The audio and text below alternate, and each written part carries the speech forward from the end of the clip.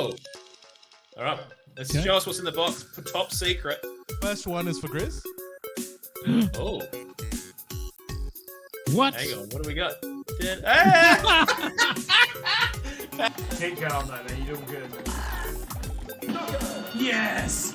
Dude, you punched the fuck out of that, man. Holy fucking shit! So good. Yo, Captain Pearl. I didn't know what was going on there. Man. Fucking got him. Fucking got him, dude. Holy shit. Dude, good game. Fucking good game. Are you ready? I knew it!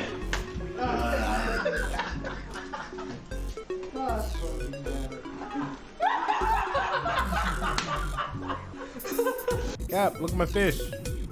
Oh, wow. It's my little bite. Ready? Bitch. Always steal those kisses from you. Always have to steal those kisses from you.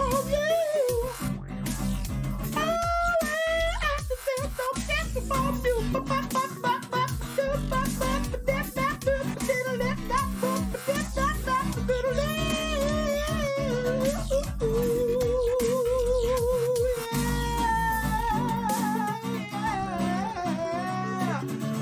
Oh, yeah, yeah, yeah. Always have to steal my kisses from you. Always have to steal my kisses from you.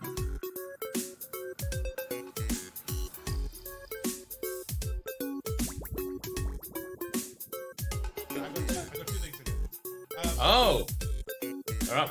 Let's show us what's in the box. Top secret. First one is for Grizz. Oh, What? hang on. What do we got? Keep going, though, man. You're doing good. Yes! Dude, you punched the fuck out of that, man. Holy fucking shit! So good. Yo, Captain Pearl. I didn't know what was going on there. Man. Fucking got him. Fucking got him, dude. Holy shit. Dude, good game. Fucking good game. Are you ready? I knew it!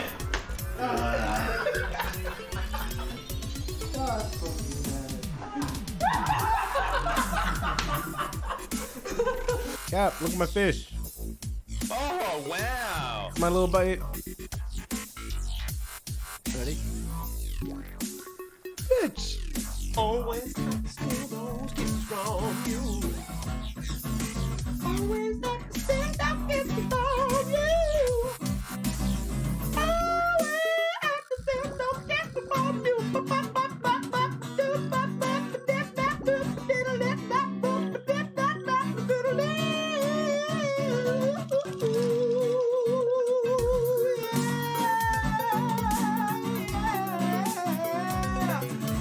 Oh, yeah, yeah, yeah.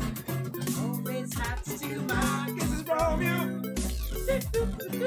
Always have to steal my kisses from you.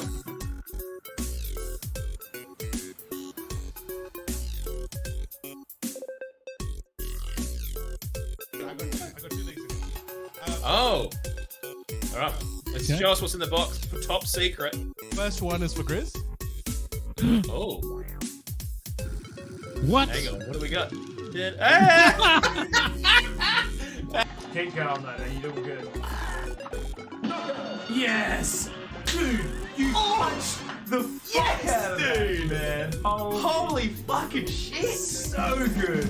Yo, Captain Pearl. I didn't know what was going on there. Man. Fucking got him. Fucking got him, dude. Holy shit. Dude, good game. Fucking good game. Are you ready? I knew it!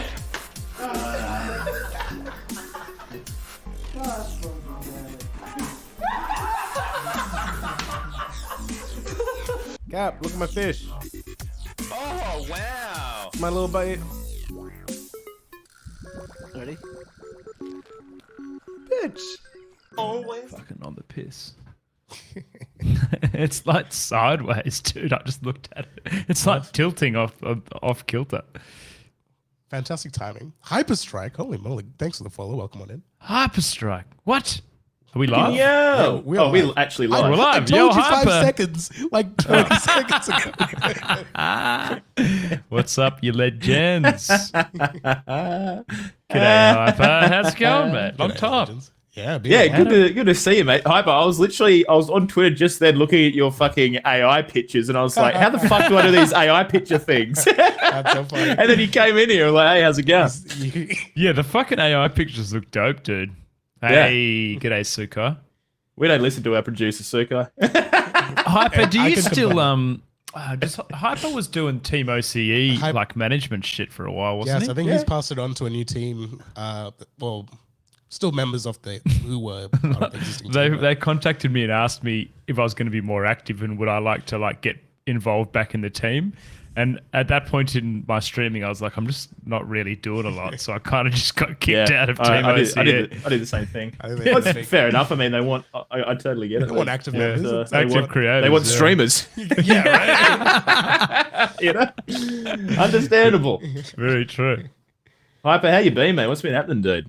Hope back in the live street you well, brother. Boys, I achieved gold for. Hey, nice, dude. What is that? It's going to take me a while to get there, I think, because I'm doing everything one by one. Yeah, dude. What do you get, Sukai? I'm only at the second fucking place, mate. I need to start hoofing through the rest of the I'm probably Dragon like Isles. a quarter through the third one. Yeah, doing good, Hypes. We're just cruising along, producing this podcast every week. It's been fucking good fun. Yeah, we're having a fucking blast doing it. This is pretty much the only content creation I do, and Sorry. yeah, I think we're thoroughly enjoying putting this together every week. It is really good. Keeps you up to date with all the gaming news and stuff too, doesn't it, Capo? Yeah, absolutely. I'm just gonna get my water bottle and then I'm Oh, good. I was about to Easy, say if you mate. want to jump into it, but that's we can do that. It's Wait for Cap to get hydrated. Needs to be hydrated. So Sukai's in the OGR guild. We got an OGR. we have an OGR guild. Well, Very- it's called. Okay, it was. I wanted to call it the beer and banter buffet, but how's this, man? World of Warcraft doesn't let you have beer in the title. what? No shit. That's why. I don't know, dude. So instead of it's called the bear and banter buffet. That's pretty good. That's You pretty you good. go. should have kept that for the fucking banter section. Oh, you Oh, well, we can bring it back up. absolutely should. Pretend it's fresh. Pretend it's fresh. It's fresh. Yeah. Yep. We I haven't didn't tell spoken you about that. Yeah, I Hasn't been spoken about. Get the fucking Men in Black little thing out, Capo. All right, we've got a big episode. Let's not It's not dilly dally. dally. Hey, Moose. Moosey. What's up, brother? All right. Realizer. Oh shit! I forgot to click start recording. Oh, I need to start my timer. Give me like 20 seconds just so my recording. How good seconds. is it? How good is it for fucking Pav sorted his PC out though? I can do everything from my end again. Oi, g'day, Lush. Lush Fucking 50. Do you know what I found out about Lush the other day, Cap? Interesting. The reason why his name is yep. Lush 50 Yeah. is because he has created about 50 fucking ROM hacks. Oh. So I he- thought, but his Not name was really. Lush 50 before he did that. What the fuck? No, I'm just I giving him a thought- hard time because he's fucking keeps bringing him out. Every week I see on Twitter and he's just like, yep, got this sweet new hack, here we go. And it's like already fucking done and out. Ready for I you thought to it was play. because like he had dreadlocks or something once upon a time, like Lush dreadlocks. He had 50 of them. That's what I always thought it was. Before he went bald. Have you seen his hair, Cap? No. You need to pop into a Lush stream. He's got fucking like red locks now. Get fucked serious. He's actually got hair, but it's Hang on, it's- I'm looking this up. his tags on his stream is bald, so he's lying to us because he's actually got fucking. What? I can't find any videos. Whoa! All right. You do that. I'm gonna jump into your Yeah, let's do intro it. in Kick us off, 5, mate. 4, 3.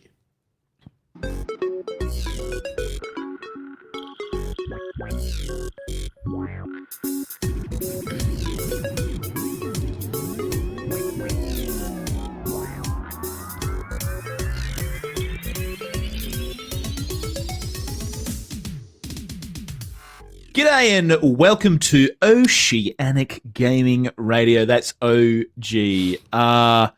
For those not in the know, you are now in the know. This is your spot, your place, your circle of being where you can come, sit in the middle of, and we're going to talk games in amongst you. So come and sit down by next to the fire, and me and Grizzly and Pav will caress your feet and whisper sweet nothings into your ears. Thank you for joining us, as always. Appreciate it. It is Monday, the 5th of the 12th. We're getting close to Christmas. What number episode is this? It's like 41, is it, Pav? 40, I think. 41. 41. 41. Get out of it. Get out of it. Dude, it's been a year almost since we started recording this podcast, pretty much. Also, I do apologize for crying babies in the back. I can't do anything about it. But yeah, so I hope everyone at home listening is doing well. Pav, Grizzly, thanks for being here. Couldn't do it without you. I hope you're doing well. How we doing, fellas? We doing all right? 10 out of 10. 10 out of 10 on my end, Capo. Cannot complain. A little bit tired, mate, just because a lot of stuff going on. But apart from that, pretty good. What about you, Pav? How are you going, mate? You good? I am absolutely garbage. Are you recovered, Pav? I'm nearly recovered. I've been off sick for like the last 7 days. Pretty much after the last episode, I went downhill. Absolutely downhill. Is that right? Yeah, I was like out cold for at least a couple days after podcast, and then Dude, I've slowly brutal. been slowly on the mend. But I'm back to work today, and I'm amazing. At least you timed it well, right? Like you didn't do it during podcast. You kind of got sick and got it out the road and then back into podcast again. So at least you sorted that out. I've got my priorities straight, all right? Pav, did you test positive to COVID, or were you all no COVID, just no COVID? Yeah, just right. a hectic flu, chest infection. It's been to a going good around. time. Oh, god dang, mate. It's been going around. Unbelievable.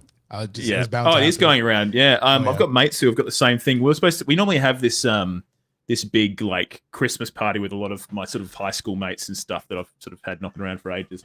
But so we normally do this big Christmas party thing with them, and we had one couple that were COVID, another couple that had the flu, another couple that was still recovering from COVID, still testing positive, and that was like probably like 30%, 25% of the cohort, and we were just like, fuck it, we'll just do it. We'll do it next year. And we had lunch with another couple instead, and it definitely is going around. I think we're seeing reasonably high COVID levels in Perth at the moment. I think we are too, Cap. My wife was very sick the weekend before last, I think, but tested negative. But yeah, I think COVID is spiking back again in Perth right now, which is no good. Yeah, it kind of the sucks. I guess the thing you got to be worried about, mate, is all the literature and stuff that's coming out over the old long COVID. You know, so you kind of want to limit your amount of times that you catch it. I mean, it's not too bad. It's a bit of a cold, but you know, there's like crazy things about losing your short-term memory, which I've already lost. So that's okay. Oh, for now. dude. Who knows whether that's You've been COVID struggling or with not. that for years. Yeah, my mate who's just recovered, he was saying that his short-term memory has been like just atrocious. Yeah. Completely shot. He reckons that at work he's got to write down everything he's doing at any given moment because he will just forget, which is not like him at all. So it's kind of scary to think that COVID can have these kinds of effects on you. I guess like it's pretty nuts. But I was just looking at the stats now. It looks like since every week we've been getting an extra 1,000 cases, and we're now sitting at So hang on.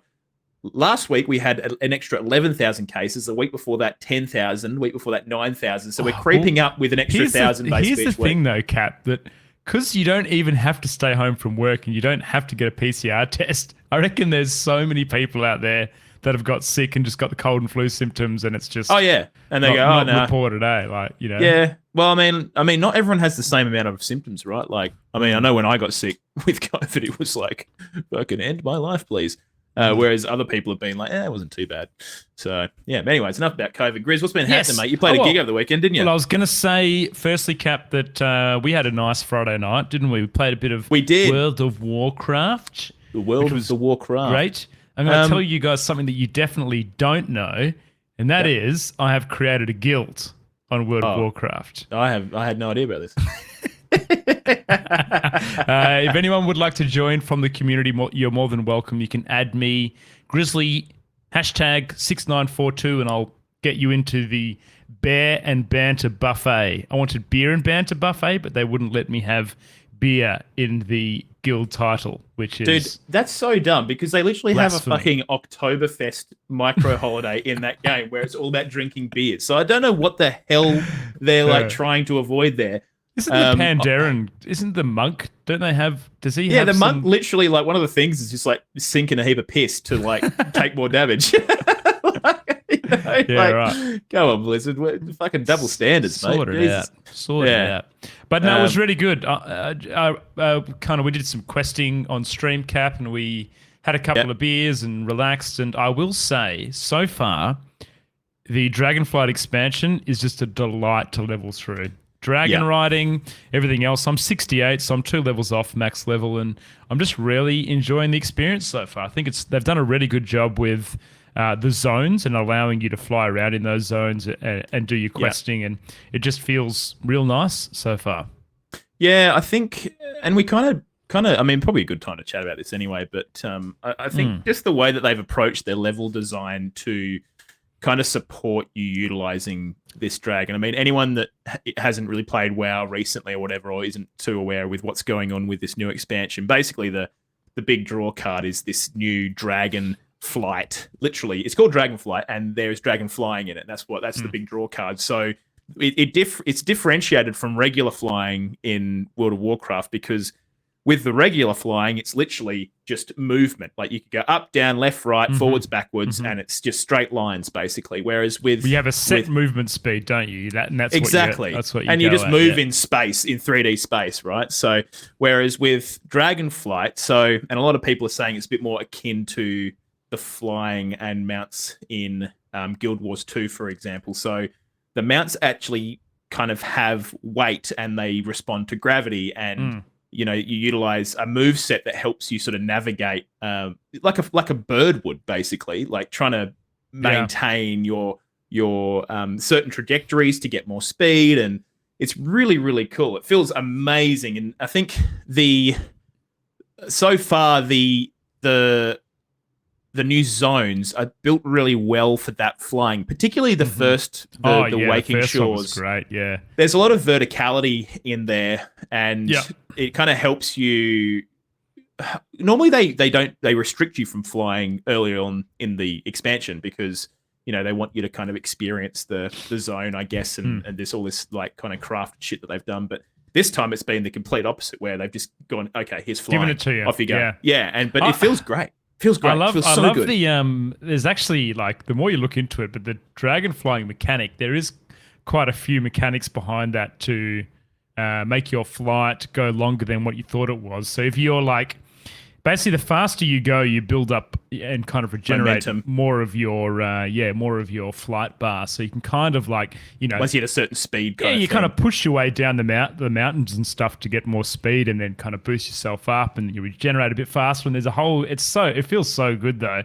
It actually kind of feels like you're flying, Cap. I think it's good. I think the fact that they've also tied leveling and skills to the flying as well, because another part is that there's these tokens that are out in the world, which I've kind of spoken about this before. Final Fantasy Online has a similar system, except it was to unlock flying, but there are these tokens out in the world that you go and sort of walk over to pick them up in World of Warcraft, and those are tokens that you can then spend on the talent tree for the dragon flying, which gives you access to faster regeneration, or when you're on the floor, your dragon slowly regenerates vigor over time, which is it's kind of like you kind of get like in Legend of Zelda games where you have a horse, you have like the carrots, and you can use those carrots on the go fast move. It's basically what it is. Yeah. And so your vigor regenerates to refill those carrots over time. But there's other things in there, like one of the things on the talent tree is if you're going a certain speed above medium speed, basically, when you hit the ground, you'll do like a daze move and a little bit of damage. So it's cool. They've really worked it in well. And one of the dungeons that you do is like this big.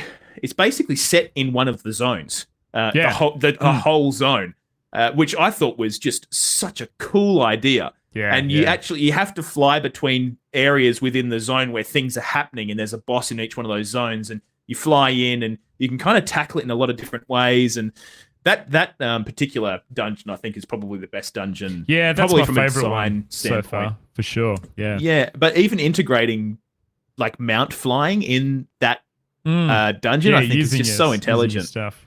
I And wonder then you if the late game dragon flying, like the talents, like the one you mentioned with the AoE, I think there's like another one you can get where you deal more damage when you come out of it. But I wonder whether the Mythic Plus pushers later on will be using some of the mechanics. Absolutely, from dragon flying. I'd say min-max. they'll be. I mean, yeah, they'll definitely be a min, especially for that particular dungeon. Though we did play one dungeon, and there was just oh my god, what was that? It was called Bracken Hollow something or other, and there was just so much trash. It was insane, dude. And our tank wasn't particularly good and had no idea where they were going. And it was just like a ring around the rosy. We kept dying, and oh my god, it's like a 50-minute fucking standard dungeon. It felt like we were trying to do like a world first or something. Honestly, it was really bad, and that was just the basic dungeon. So I'm not looking forward to doing that dungeon again. Maybe we tackled it incorrectly, but it definitely felt way too long.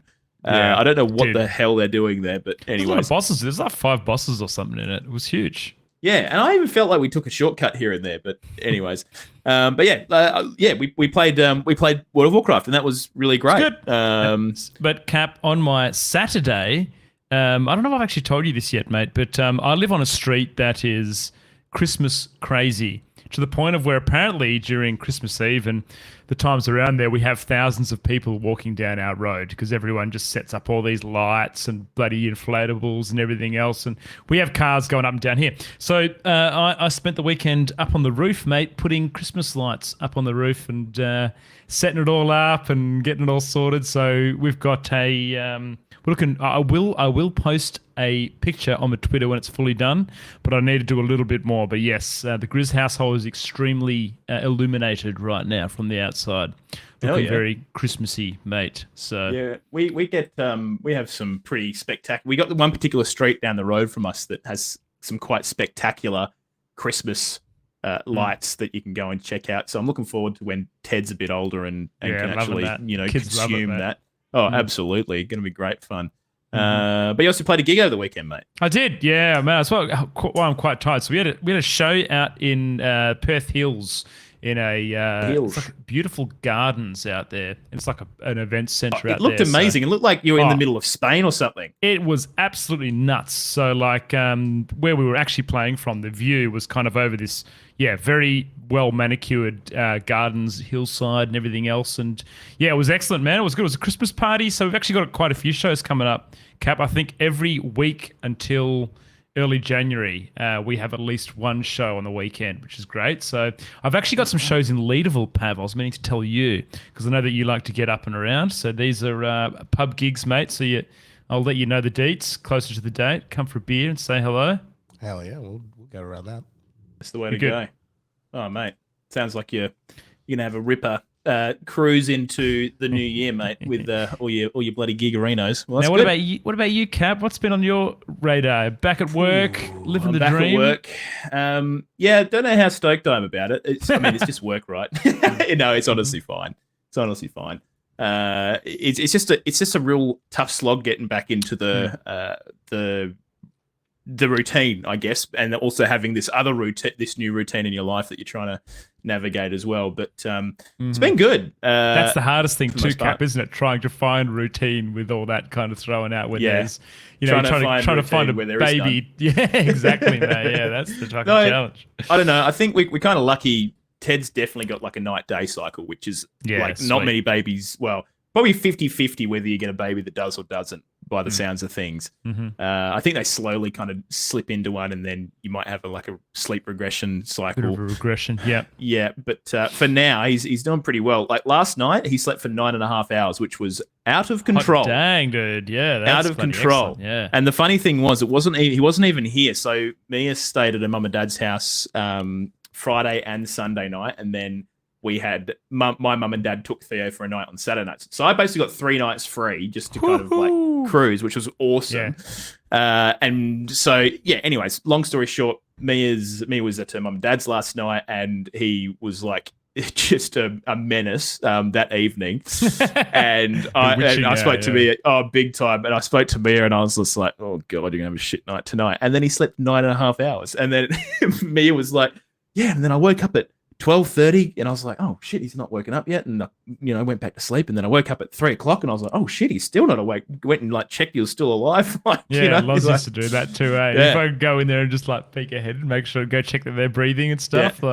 So funny, dude. So yeah, even despite, Ted just having this sick sleep, Mia couldn't quite have a decent sleep herself. But I tell you what, I did find my sleep seems to be slowly getting back to some kind of regularity because whilst I was off work, I was doing the early night feed.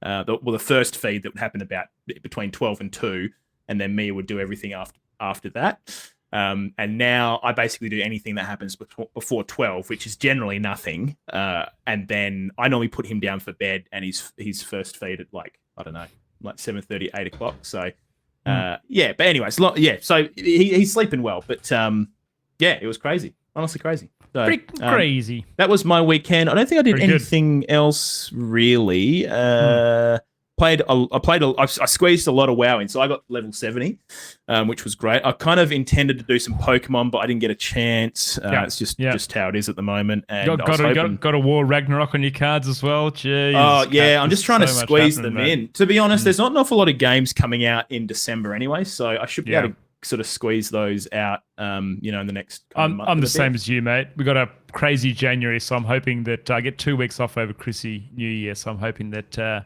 can square away a bit of gaming in that time. Yeah, I've got 3 weeks off after Christmas, and I'm back basically mid-July. Sorry, January. So mid-July would be sick. Yeah, I'll take that any day of the week. But yeah, so I've got a wedding, which I'm on the groomsman for, and then we're also going down to Dunsborough with that cohort because they're all from the UK, so they're coming over, and then we're going to go to Dunsborough afterwards. So it's going to be freaking good fun. So absolutely, so I'm looking forward to that. But so that's my projection. But anyways, as always, just want to thank everyone for listening. Appreciate you guys being here. You can listen to us live on Twitch every Monday from 7 p.m. WAST. That's on twitch.tv/Oceanic Gaming Radio. Go and follow the channel, etc. Lots of legends in the chat right now, Cap, that I can see. The chat is tickling along there, so thank you for showing out. And the Twitch TV. It's going off tonight, so I appreciate you guys all rocking up. But yeah, you guys are legends. Now, obviously, we also distribute this via podcast, so you can go and listen in your own time if you miss it on all of your favorite podcasting platforms: Spotify, Apple, iTunes, all that kind of shit. So go and check it out. Now, if you can review this podcast on your favorite podcasting platform and give it a big fat 5 stars and tell us how pretty we are, we'd love it. Hell yeah. Great. Yep. Really appreciate that. And if you could tell some people about this podcast, that would also be brilliant. So, appreciate you immensely. Now, with that out of the road, we also want to thank our wonderful Patreon supporters. As always, you guys freaking rock. Thank you for financially, helping us with this burden, this huge podcast burden. I've got to hang out with Pav every week. Are you kidding me? Yeah, I'm glad someone's paying me for it. But no, anyways, you're beautiful, Pav. Thank you, Sukai, Moosey, Caging Runts, Sergeant Paul, Lee, GD, and J Libs. You guys rock. If you guys at home would like to become a Patreon supporter, all you got to do is go to patreon.com and there, I think it's /OGR show. So go and check that out. You can support the show financially. No big deal if you don't, but if you don't, you have to tell someone about this podcast. So fucking bad luck. Sorry, I don't make the rules up. Or do I? Yes, I do. Anyways, all right, tonight, what do we got on the show? A lot, actually. We've got a bunch of shit that we might talk about, so I'm not even going to say what that is. Because we might not make it to that. But the big one on the cards tonight is we're going to do the Game Award category predictions, and someone spelt it incorrectly on the run sheet. It's spelled predicticatons. Was that me? Fuck knows. I didn't put this in there, but yeah. Predicatons. Very good. So we're going to go through the Game Award category predicatons tonight, so that's going to be great. And I think we're going to talk a little bit about what's happening with Nintendo and the World Smash Tour. If you haven't heard about that story, holy fuck. Yeah. Whoa. Some people are assholes, but there you go. So we'll talk about that. We'll go through the OGR poll and the quickfire topics as always. So strap yourselves in, Yep. We're fucking getting in there. We're getting in there. We're getting down and dirty. All right, Grizz. Yes. Now, Game firstly, of the before year. we do jump into this Game of the Year stuff, I just want to quickly say, Cap, that gaming is a deeply personal thing, right? Everyone's entitled to their own tastes and opinions. So if you don't like our takes, which is probably likely, we do love Elden Ring around here. Yeah. Hey, but I We're tell you not what, tr- we're not the fucking only people, Grizz. We're That not the game only is selling a people. lot of All right. copies, okay? It's fine to have a different opinion, so just be nice to each other. But everyone's opinion, it's like music, right? Everyone's got their own personal taste. And secondly, Cap, I just want to quickly say that I have not played all the nominees for these. You know, I haven't. No. But I have researched most. We of know them. enough about these games, right? Like, we know enough about these games to make a reasonable comment on them. And I've watched a fair bit of stuff on all of these, so no, Good. it's going to be fine. There you go. Hey, Cap, I was thinking at the when the Game Awards do come out, we can tally up my and your scores and Yeah, see that's who was absolutely what we're doing. And we're going see to who crown was a the winner. more- We're going see to who crown was a the winner. more But what we'll accurate do fucking- is we'll also put a poll up this week Yes. in the week to see who thinks who's going to win. Sounds good. Okay? Fuck yeah. Yeah. All right. Yeah, so there you go. Now, okay, for those of you who have been living under a rock, the Game Awards, it's run by Jeff Keighley. It's run every year now, and it's it's probably the biggest gaming industry award kind of event. You know, it's the Grammys of gaming, basically. Mhm. So it's huge. Now, they do it every year, and it's happening on the 8th of this month, which is like Thursday. Now, I wonder what time Game Awards time zone. Let's find out. So it's Pokemon. happening at 11 a.m. So for Perth, it's going to be 8:30 a.m. AWST. That's the Game Awards this Okay. Friday This for Friday. Australia. So Dude, it would be cool maybe some point down the line if we could do some live reacts from this channel on stuff, I reckon would be pretty interesting. yeah, that'd be bit of- cool. Something like I don't know if the I'll get a road. chance. Basically, that. Me and Pav. yeah, you Live and reacts. Bev could do Oh it. my god, Pokemon. Oh my God, Pokemon! But yeah, so there you go. So it's creeping up. I feel like this year has just gone. See you later. Yeah, very next quick. one. Who's Yep. up next? So it's gone very very fast. But it's been a banger. I think there's been some absolute banger titles. But yes, anyways, that's what this event is all about. So they've got a bunch of different categories. I'm just going to read a couple off the. What ones are we doing, Grizz? Actually, you can tell us what categories we're doing. Okay, I'm going to We're go not doing from every the single top. one. We're not doing No, every so single we, one. we took some out because there is about 30 categories, but I think Cap and I have decided that we'll cover 20 of the 30, so we've removed a few, but obviously the biggest one here is Game of the Year, so we will save that till the end, even though it's the first on my list. Pav, just confirming people can see on the stream because I'll Yeah, scroll they can see. down.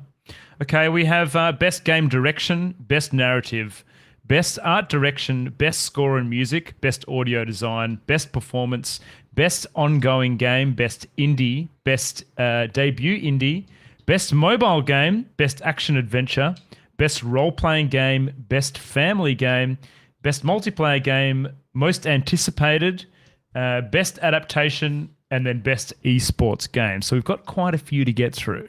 There's actually something I want to talk to you about when we get to best esports, Chris, because there's a couple Yeah? of other Okay, categories that gave me the shits when I fucking read them. But anyway, Is that right? Yeah. But Absolutely. yeah, let's just dive straight in, Grizz. All right, so Yeah. best game direction. I'll read the bad boys for this one, and you can do the next one. Yep, go for it, mate. Sounds good. So, best game direction, we have the following contestants: Elden Ring by From Software, God of War Ragnarok by Sony Santa Monica Studios, Horizon Forbidden West, Guerrilla Games, or Immortality by Half Mermaid, and Stray by Blue 12.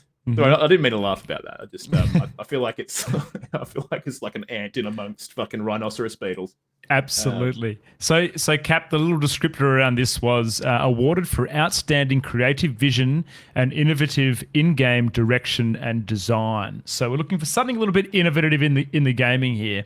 Do you want me to start, Cap, with my little spiel here, mate, or do you want to start? Yeah. All right. I reckon you go. Okay, I'll start, mate. Well, look, I think there's a couple of clear standouts here, as you said. Obviously, I think that the three standouts in particular are Elden Ring, God of War, and Horizon Forbidden West as the three that you would look at. But I think when you're looking down the scope of something that is a bit out of the ordinary, a bit different, so game direction, a creative vision, and innovative game in direction and design, I think Elden Ring ticked a lot of boxes, Cap, that we hadn't seen before. Not only in the open world thing, they made a really meaningful open world that had, every nook and cranny in that game was rewarding for the player to play that. I will, however, say that I think the other game that isn't in the 3, which I thought was quite creative but short-lived, was Stray. I think that was something a bit out of left center, Cap, that was kind of like a bit of a flash in the pan and shock value. It was just kind of like, what do you say, like almost like a viral thing. People kind of love the way that the cat, if you don't know what that game is, it's kind of like you play cat persona through a post-apocalyptic world, and through that, pretty popular. No, but I think Elden Ring for this one, Cap, will be my selection for this one. I think it did a lot that hadn't been done. From Software took the game from what was a pretty linear storytelling through the Souls games and created something open world. And I feel like God of War Ragnarok, while it kind of, like you said in the previous episode, it was a successor to the previous title, didn't do a whole heap in terms of outside the box thinking to make that, I think, win this category. So lock in Elden Ring for me on this one. All right, I've locked you in. Look, I'm basically just going to, mirror what you've said. I think, I do think that the thing is, there's two sides to this, right, Chris?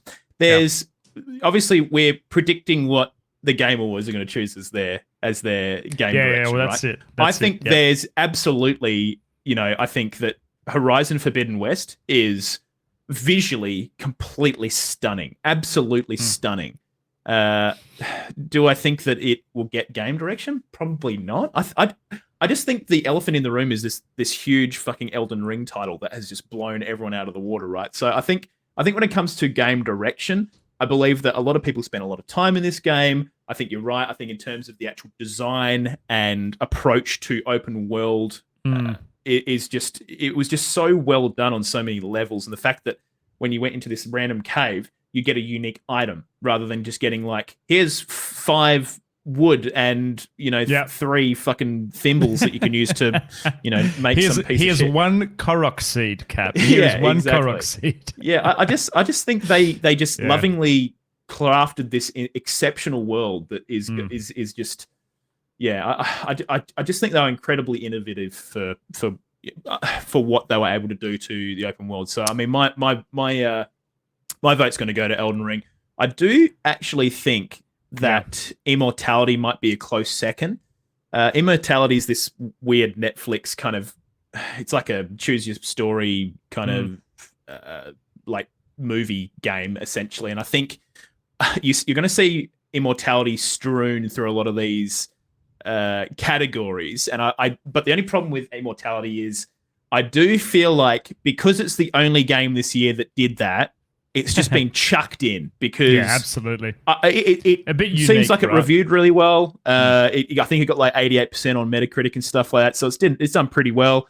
But I mean, I don't think it took the world by storm. That's for sure. I think it's important to have a quick chat whether we think there might have been any other games that maybe would have been a better fit in here than, say, Immortality or Stray. And one that springs to mind for me that I think had outstanding creative vision and innovation is an indie game, Cult of the Lamb. I think was quite unique in that respect, and it's probably. I mean, when you look at that against, say, Elden Ring, God of War, and Horizon Forbidden West, it's obviously not a AAA studio; it is an indie release, so maybe that's why we don't see it here. But that, to me, had some pretty innovative game design and direction of design in that. So I don't know, potentially an outsider.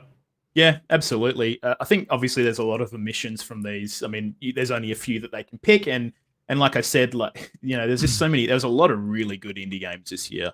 I think that I do believe that like a pick like Stray is just such a.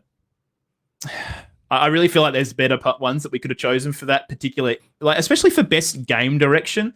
I feel like it's just the token indie game that they've chucked in there, and then Immortality is like this weird and wonderful game. And I think Immortality was actually Might have been. It might be developed by Netflix Studios. Am I Is that correct? right? Okay, there you go. Publishers are Netflix. Sorry. So it's a game by Half Mermaid. Sam Barlow's this mad dog that does a bunch of like interesting games, but this is one of their games. Yeah. Anyways, Look, we definitely don't think Stray is a cop out. Well, I definitely don't think Stray is a cop out, but I don't think it's a cop out. I do think I feel like Lucy it's a default. It's a bit of a one-trick pony. I feel like once you've seen a bit and played a bit, and if you go and have a look at all the viral videos of Stray, it's pretty much the same 5 minutes of gameplay you'll see in every video, because that is kind of what that's the takeaway piece of footage that I see. So I think the most innovative thing they did was create this incredibly well animated cat. I don't know if the game was all that particularly solid or interesting, but yeah, I don't know. Like, yeah, whatever. I mean, again, each to their own. But yeah, so that was best game direction. So we both put our names down for Elden Ring. So there you go. All right, best narrative, Grizz. You want to go through? Pav's got his as well. Hell yeah, he's already put his scores in. All right, best narrative. The contenders we had here were A Plague Tale Requiem from Asobo Studio Focus Entertainment, Elden Ring from Software, God of War Ragnarok from Santa Monica Studios, Horizon Forbidden West by Guerrilla Games, and Immortality by Half Mermaid.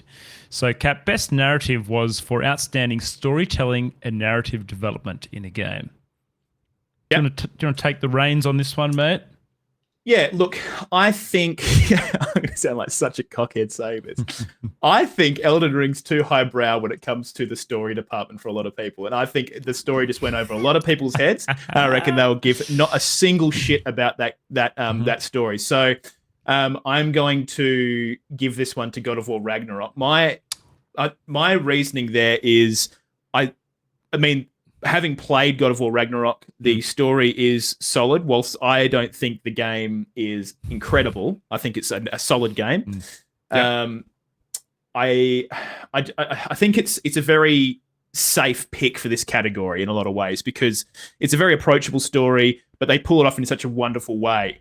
I think the new characters that we find in Ragnarok, they kind of were built up from the last game, and you finally meet them. I feel like that's a really fun kind of narrative hook. Yeah. And also, I think just in the way that God of War has approached the Norse mythology and put their own sort of little spin to it, but also kind of tried to stay true to the overarching story of Loki and the idea of the prophecy of Ragnarok. I think they've done a really good job. So Absolutely. I'm gonna go with God of War Ragnarok. Again, I'd love to give it to Elden Ring, but I just think that people have to do too much. They have to do too much work to learn the story, and it's just it's not given to you as easily as a what is essentially like an interactive movie like God of War Ragnarok. Well, Cap, so far we're going to have the same scores, mate, because I did the exact same thing of you. And I wasn't quite as well-spoken as you. I said, Elden Ring is confusing as fuck. You need a PhD to know what the fuck is going on. Yeah. I'll show you mine. Hang on, it's on the window. Yeah. But I do feel like, mate, that God of War was designed and written to achieve the purpose of telling this fantastic story, so much that people kind of have said that it's almost like a bit of a walking simulator and almost like a bit of a cinematic movie. So I think that they do that really well. And this is even without me playing the second one, just seeing snippets and bits and pieces. But from playing the first one, knowing the feelings that it evoked in me playing that game, really sympathizing with the characters, I know that they have done a fantastic job in Ragnarok, and from what you've kind of said, that it is a bit of a continuation of the story. So yeah, I've done the same, Cap. I have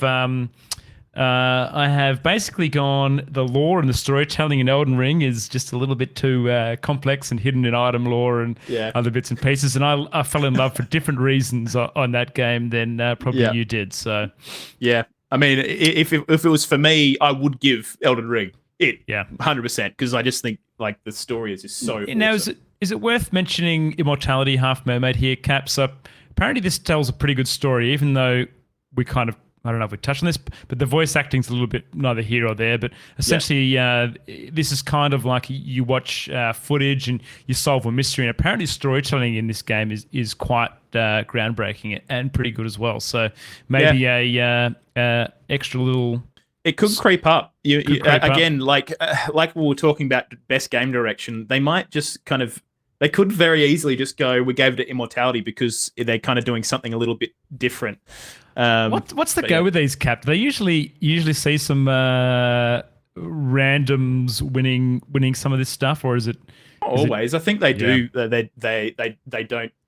If a game has done particularly well, like, and they just give them like 5 categories, they will, because it deserves it. So they're generally pretty good like that. I think, I mean, it's hard because some studios. No, I suppose it's like movies, right? Sometimes you have a breakout movie that had like 5 people working on Smash it, it. Like Blair Witch Lord of the Project Rings, or something like that. You know, just cleaned up, surely. Yeah, well, exactly. No. So, but yeah, look, I did feel really dirty giving it the highbrow comment. I'm sorry. Sukai in chat say that's got a real Rick and Morty fan vibe. I know. I felt bad about saying it, but I believe it. Anyways, moving along. Pav has also voted for Ragnarok here, so there you go. Oh my god. Okay, so the next one is best art direction. So of these, we have the following: Elden Ring again, God of War, Ragnarok again, Horizon Forbidden West, Scorn, and Stray. Okay.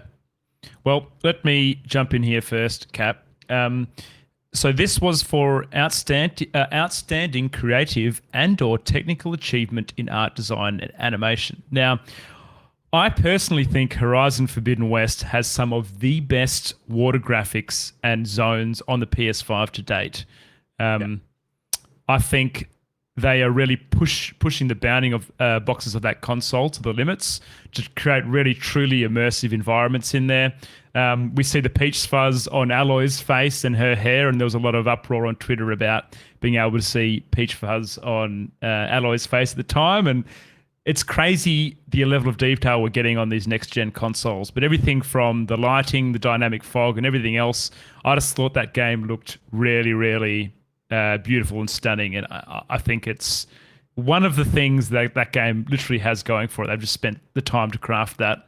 I would say that God of War is a close second for me, Cap. From what I've seen, the first one was amazing, and the next one looks pretty good. The reason why I didn't put Elden Ring in here is I honestly don't know whether the maybe some of the artistic design and stuff is excellent, but in terms of like the technical achievement and the actual what would you say, like models and bits and pieces, because you've got such an expansive world. Yes, it is nice and detailed, but I think that Horizon Forbidden West maybe had a bit more in there. Honorable mention from me, Cap, to Scorn, because it's something we haven't seen before, pretty gruesome, bloody and everything else, and it was a little bit different. Yeah, to say the so least. you're putting your name down for Horizon? Horizon Forbidden West for art direction, yep. Same as Pav, actually. There you go. Look, Pav. I was so close to giving this to Horizon because I agree. I think that, like, I actually, when you compare Horizon Forbidden West to Horizon Zero Dawn, I think just the vividness of the colors that they're introducing, it's a lot more kind of like this fluoro kind of water, and I think that they've definitely given the open world in Forbidden West a lot more. It's more tropical, I guess. Is probably I love the that, way mate. I'd go with Love that. So, that. and it looks exceptionally nice. I think you're right. Like, they've done a really good job with Aloy and just approaching, I guess, these incredible facial animations and stuff. Yeah. But I think if they're gonna give a funky one for any of the categories for these, I reckon it might be art direction, and I'm going to actually give it the Scorn for me. There you go. Because I do believe that, like, this kind of what's his fucking name? H.R. Giger? Explain to the people, Cap. Like, what is it? It's like human body parts and weird stuff, isn't it? Like, okay, so I guess the art style for Scorn is quite heavily based off this particular artist called H.R. Giger, and Giger is effectively the guy who designed a lot of the Alien stuff, as in like the Alien franchise. Now, you'd probably describe his art style as like biomechanical, I guess. Kind of like machines crossed with like organics. and It's fucked that up, actually. kind of it's just blended. It's just this blended kind of machine and organism kind of thing, and it's super gross, and it's almost off-putting in a lot of ways. And I think Scorn does a really good job of sort of presenting kind of these really grotesque, kind of sloppy, gross, insertions and like just gross shit. It's very gross. So I think that it's an exceptionally well designed. Do you think that's the only thing that this game's got going for it, Cap? Absolutely. Yeah. Yeah, absolutely. I never ended up playing it, but from all accounts, I think people were kind of expecting this like this kind of H.R. Geiger kind of shooter, but it turned out to be like a puzzle game.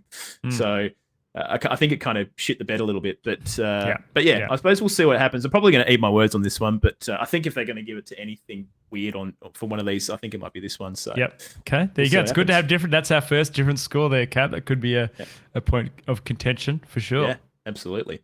So there you go. Now moving along, best score and music, obviously awarded to the best score and/or music.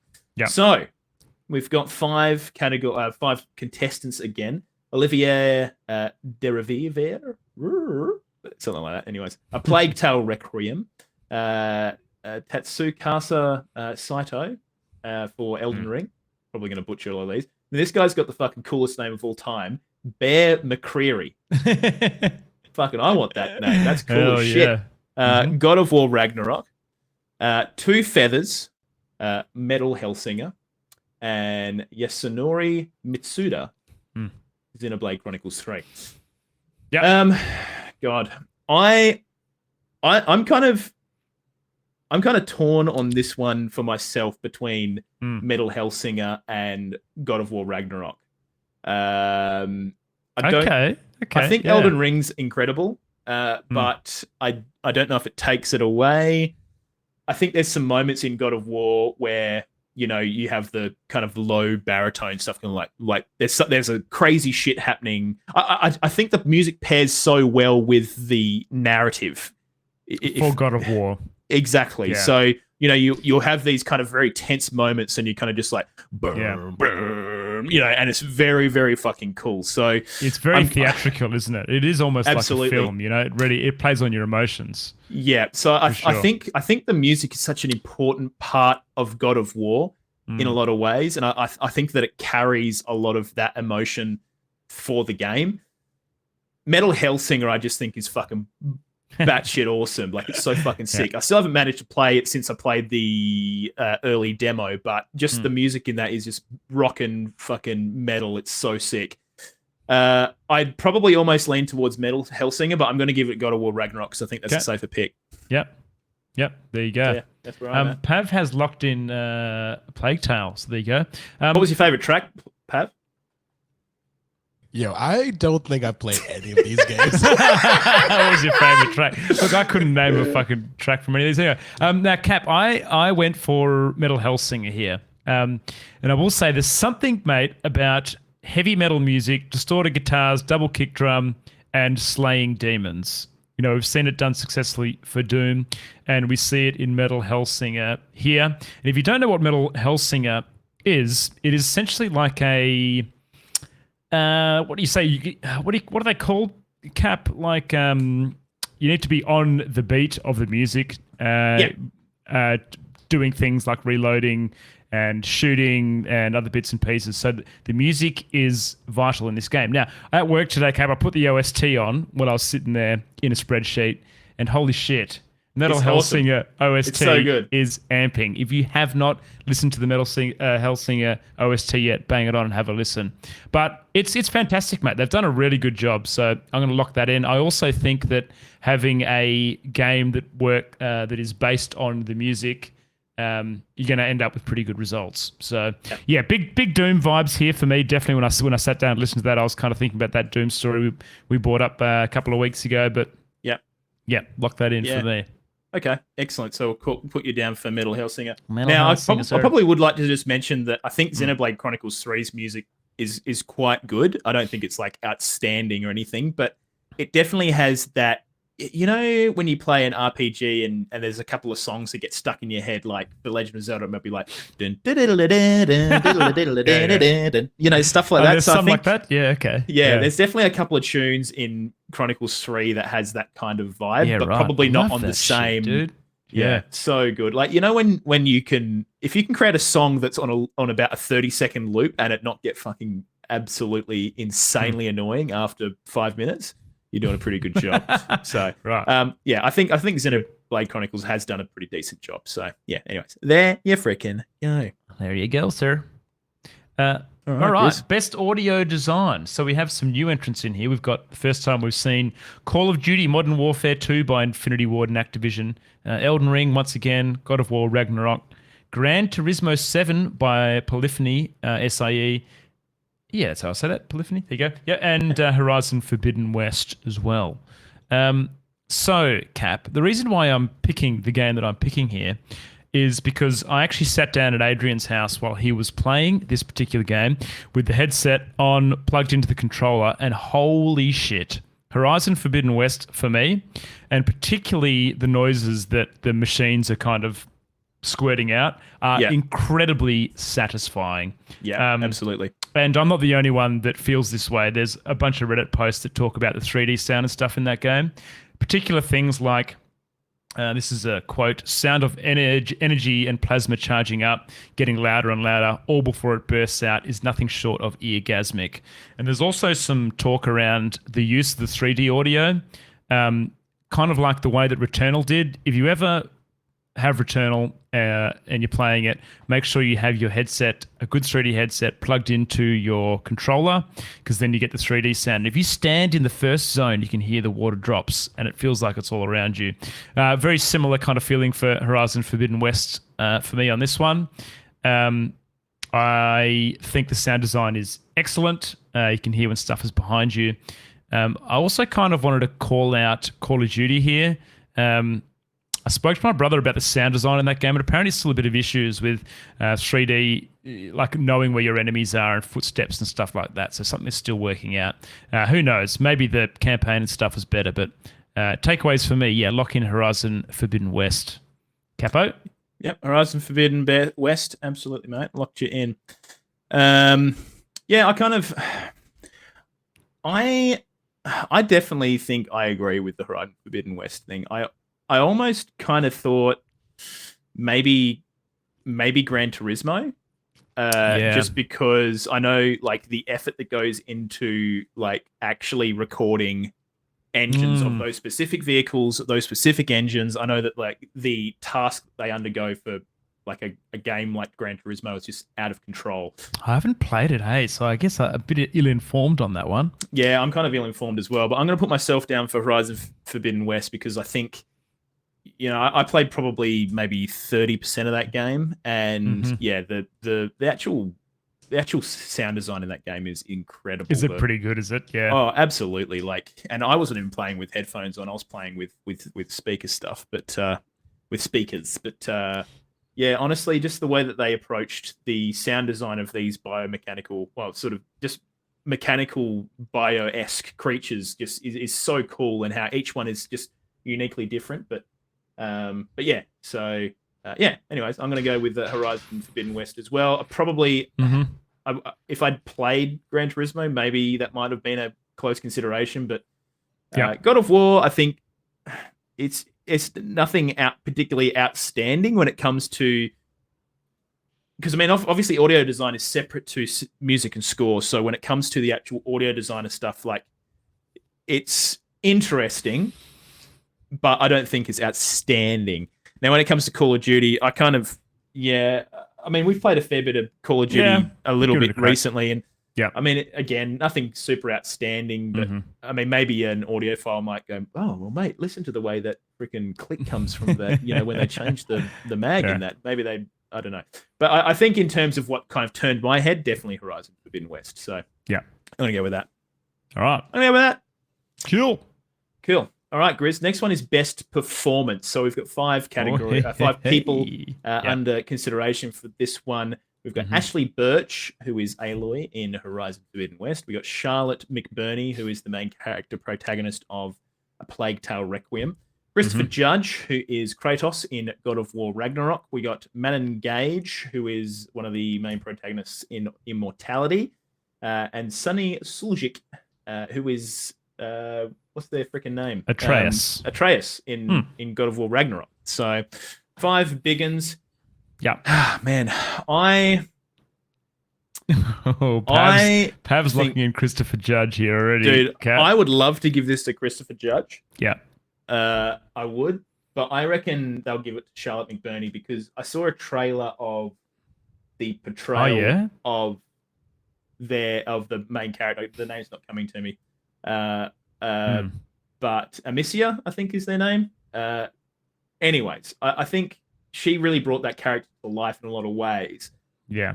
And I think in terms of an actual, because I mean, I guess Kratos at this stage is a known quantity in my eyes, and so is Atreus. And I just don't know if they really took their performance to the next level. I just think it was kind of more of the previous game. More of the same, I think Ashley Birch probably pretty similar. I think Aloy as a protagonist is pretty fucking vanilla, to be honest, in my opinion. Like, I don't think there's much room for an epic performance. Whereas I think A Plague Tale Requiem, it's the story of this woman going through this horrific tragedy and having to deal with that on a personal level. And I think she did an incredibly well done job of bringing that to life. So I'm going to give this to Charlotte McBurney. Cap, how did Sunny go, which is Atreus, with the whole voice breaking thing? His voice was a bit different to the first game. Do you think his voice acting had changed? Did you notice anything that had changed about his voice acting in the game? Were there any moments where you were like, oh, it's pretty good? No, I think it was just it was just a solid performance. I think he does a really good job. But again, it's just Atreus again. Yeah. I think one thing that's good about this game so far, at least, is that we don't have the little snot nose Atreus again in this game, which just honestly just shit me off by the end of it. But actually, before you continue, Grizz, I must say, because I just want people in chat to know that, like, Christopher Judge is he's my man. Like, he is the king. Like, he needs to be playing Kratos in whatever God of War Ragnarok Netflix thing they do, because he is the only Kratos in my eyes. I don't give a shit about what anyone says. He needs to be doing it. And I'm the biggest fucking Stargate SG-1 fan of all time, and I fucking love him as Tilk in that. So just so people know, he like, honestly, he's he's a fucking legend in my eyes, and it hurts me to give this to Charlotte McBurney, but I'm trying to tell people what I think is going to be the prediction. This isn't what I believe. Okay, I personally think that God of War, the dialogue is going to trump it in terms of, you have them telling stories, and that there's always back and forth conversation going on between these voice actors, and there's a lot of voice lines. Yeah, absolutely. Like significant amounts. So I'm actually going to lock in Christopher Judge here as I think it's a safe. It's like one of those. I don't know. You're probably right, Cap, but I'm just going to go with the safe thing and hope that. I think it being God of War and the amount of dialogue and how well it's done. Locking in Christopher Judge for this one. Yeah. Okay. As Kratos. Locked you blokes in. I think. That's an interesting thing about this game is there are a lot of stories when you're kind of like, rowing your boat gently down the stream. Kratos is having a bit of a chat about how he, lost his first wife and daughter in the first game and stuff like that. And he's, having those little quick conversations, but sometimes the conversations go too long and you're like waiting in the boat for them to finish and you're like, dude, how is this still going? Can you fucking wrap it up? Oh, I just get out of the boat in the first one. I just get out of the boat and he's like, we'll continue this next time or something. Yeah, exactly. And I'm like, well, I want to kind of hear the story now because we're like halfway through it. I don't want to forget what happened. But anyway, So, okay, cool. So, I'll go Charlotte McBurney and you're going to go Christopher Judge. And so is Pav. So there you go. All right, best ongoing game, Grizzly Gaming 86. All right, so we have Apex Legends from Respawn EA. That's the first time we've seen them. Destiny 2 from Bungie. Final Fantasy 14 from Square Enix. Fortnite from Epic Games. And Genshin Impact from HoYoverse. Now, Cap, there's a few here that I just wanted to quickly say that didn't feature, and the biggest one to me is World of Warcraft. Didn't get on this list for being an ongoing game. And I thought that was maybe a little bit interesting. Now, I will say that these are all fantastic games, Cap. I think Fortnite does a great job, always successful. They manage their battle pass well. They always seem to integrate with current media at the time for their seasons. So, we see movie releases and other bits and pieces kind of falling into the Fortnite universe. Genshin Impact has done a really good job at engaging their player base as well.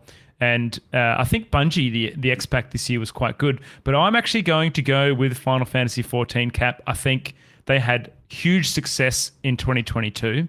Apparently, right now, they have 28 million registered players. And what we're seeing from World of Warcraft from the last known piece, which was before the X-Pack, was around 4.6 million active subs. So it looks like, and it sounds like a lot of people are going to Final Fantasy XIV. Without me playing it, just looking at the stats alone, I think that is going to win this. It's been very successful this year. I know that you've told me that WoW has pulled a bit of inspiration from these guys in the expansion, and I think that they're going to take this one out. So lock in Final Fantasy XIV for me, please, sir. All right, you've got it, my man. Man, it's such a hard one for this. I really didn't know where to kind of go with this one, just because I thought, I don't know, I thought it was a tough one to really knuckle down, and I kind of felt that Final Fantasy might be the one to take this away because it has had such a huge surge in subscribers, and it's kind of taken, I guess, a place away from, well, actually, I don't know if it's taken. I still think World of Warcraft probably has more subscribers than Final Fantasy, but I do think. Cap, why don't we see WoW here, mate? I'm interested to hear your opinion on that. What are your thoughts? It's hard to say because, I mean, Blizzard still has some kind of, some. It still shows up in some of these other categories. For example, best mobile, being Diablo Immortal, but I'm not too sure, Grizz. I think maybe because, and I think Mousy Fuzz said in the chat, Dragonflight's only just come out, so it wasn't really a known quantity by the time that. Yeah. I mean, these categories were announced before Dragonflight, I believe. Yeah. So yeah. So I mean, WoW was kind of in caretaker mode whilst a lot of these kind of happened, I guess, right? And kind of, I think maybe the patches for Shadowlands didn't really drop particularly well, and I think a lot of people didn't really believe Shadowlands was a great expansion in a lot of ways, though. Funnily enough, I've probably spent the most time in Shadowlands than I have any other expansion. But I will put that down to yeah. Me personally, I'll put that down to a good guild. But I don't know. I think that's probably why we don't see WoW in here, and they probably just needed to give it to an MMO of some description, and they gave it to the other tab targeting MMO that is Final Fantasy XIV Online. So yeah, but look, I am going to go off the beaten track here, and I'm going to say it's Genshin Impact. Okay. Yeah. I think that they have been doing some interesting shit with their inclusion of their kind of mix-ups and what do you call it? Collabs and stuff. Yeah. I'm also pretty sure Final Fantasy won it last year, and I'm not too sure they'll give it to them 2 years in a row. Yeah. But we'll see. There's every chance. I mean, Final Fantasy deserves it. They do a really good job. They treat their player base really well, but I don't know if in the last year they've brought out an awful lot of extra new stuff. So I'm not too sure whether it's got a heap of extra kind of content that maybe is worth it. But yeah, I think maybe Final Fantasy last year was the year for it. Maybe this year, probably not so much. In all honesty, I feel like Fortnite almost deserves to win this every year because dude, that game is fucking insane. The amount of shit they do to that game. It is huge updates. Every season is so different. Cap, I'm interested to just hear your thoughts quickly on Destiny 2. Obviously, you used to play a lot. How did you think their year went? They had some releases with what was it called? Something. They had an expansion release this year. They had what was that one called? Someone in the chat will know. Yeah, I can't quite remember. We touched it. We were keen for like 2 weeks, mate. We were so keen on that new expansion. Witch Queen was in February, so we were so keen on the latest season of Witch Queen, which was like the pirate thing that they had going on. But I don't know, Grizz. for me, I just think Destiny is failing to iterate an awful lot. I think they're just kind of regurgitating these same systems. They're doing some interesting things with like gun creation and stuff, but I just like you compare it to something like Warframe, where they literally bring in things like fishing.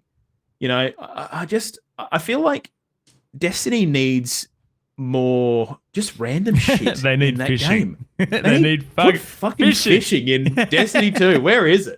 You know, like I just think Destiny 2 needs a massive kind of injection of actual fresh content. Not, you know, they'll do the here's your done. And I mean, I guess WoW kind of does this, but I feel like in some ways WoW tends to iterate a little bit more than what Destiny 2 does. Dude, but, Dragonflight seems quite different with the whole Dragonfly. I mean, who knows what the end game content's going to be like? I mean, yet, absolutely. Who knows? But I mean, I'm sure it'll look very similar to the rest of their end game content. But in terms of Destiny, I just think like they always have one one kind of activity that comes out with every season that's kind of basically like the last activity that's just like this endless, you know, thing that happens, or, you know, they kind of iterate on the same stuff over and over again. And so they add slightly more to the system every time, and then people lose their shit because all of a sudden now there's this slightly different system there, but it's still the same fucking thing. Like, I don't know. I mean, Destiny 2 does some incredible content, but I just feel like they need more. They need something else. And I think they need another Warframe. hook. Yeah, they need more hooks, and Warframe does a good job of that. Like, you know, they had random shit in there, like a Guitar Hero style thing in there. It's just they're doing cool shit, you know, and they're doing like Warframe does like actual massive open world areas with interesting shit going on as well. Destiny 2 just kind of keeps regurgitating this open world, kind of semi-open world area that is kind of broken into these little sections that you kind of load between, and people are kind of coming and going between these little loaded sections, and then, you know, they have these public events, and it's just always the same quip, you know, and then they have these little loot zones, or what are they called? Loot caves, or I can't remember what they're called. Yeah, Lost Sectors. It's just Lost Sectors, that's the one, yeah. But I just think Destiny, they need some injection of interesting content. So, but anyways, look, I'm going to go Genshin Impact. Gris is going to go Final Fantasy 14 for best ongoing game. Now, Pav's gone Fortnite, Cap. There you go. Pav's on the Fortnite train. Fortnite. Freaking Fortnite. Well, you might get it right. Is this me or is this you? Is this me? This is you. It's me. All right. Wait, no, it's me. It's you. I think you did the last one. Yeah. Yeah. Yep. So, best indie title, Grizzly Gaming 86. We've got the following 5 contestants: Cult of the Lamb. We've got Neon White, Sifu, Stray, and Tunic. Oh man, there's so many fucking good games in here. It's actually crazy. Like, you've got to think about who is going to win, I think, not which one is your favorite of the games. Yeah, absolutely.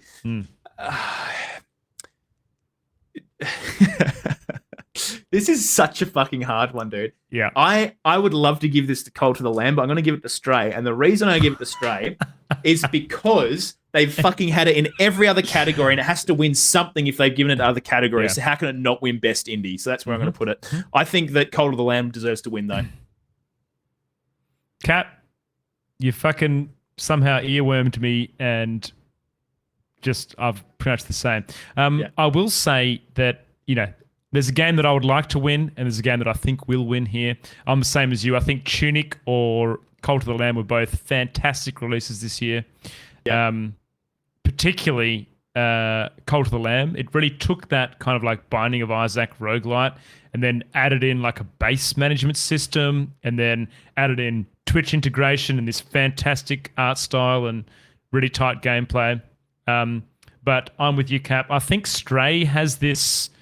for a small indie studio, like the graphics are great for a start, and just the way they animated the cats was excellent. And I also feel like it had like this viral nature. And if they were going to win something, I think best indie game coming from Stray, I think this would be where they're going to pick up the points. So yeah, I will say that you know, of the other ones, Sifu is an incredible kind of cinematic beat 'em up game that it just is, you know.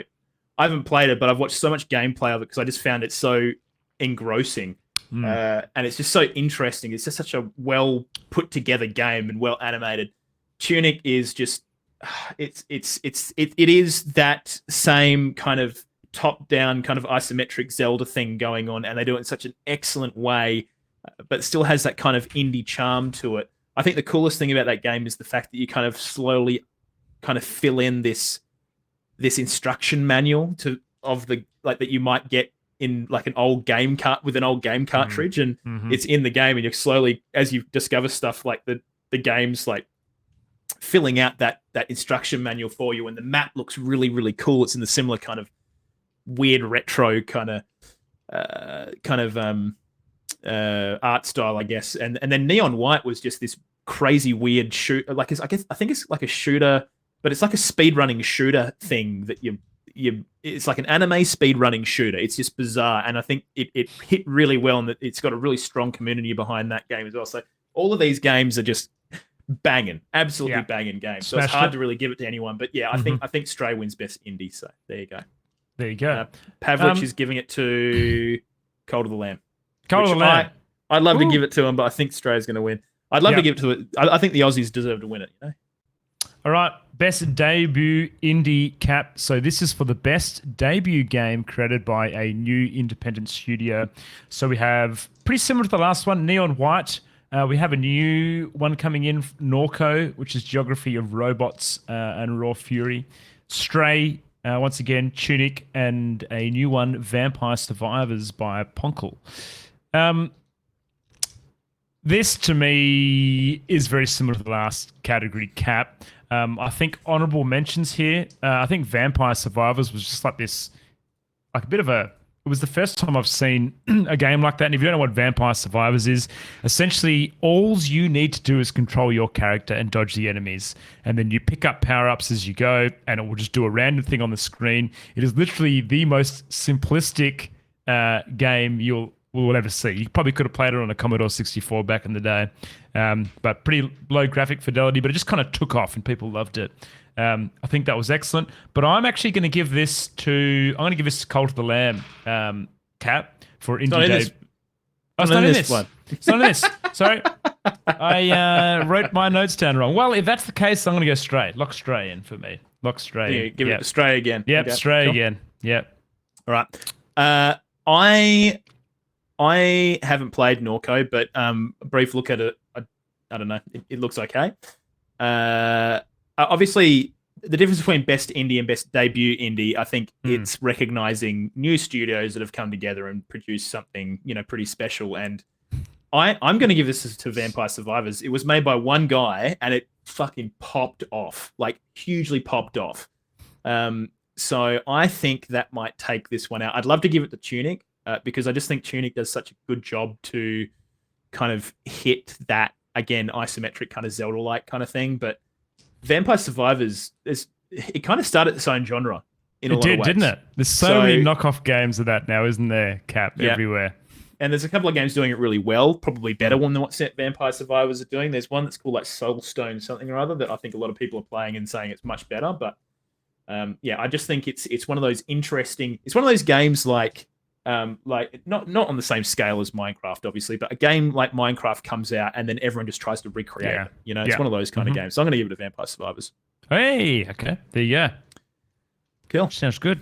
Freaking cool, sir. All right. Pretty cool.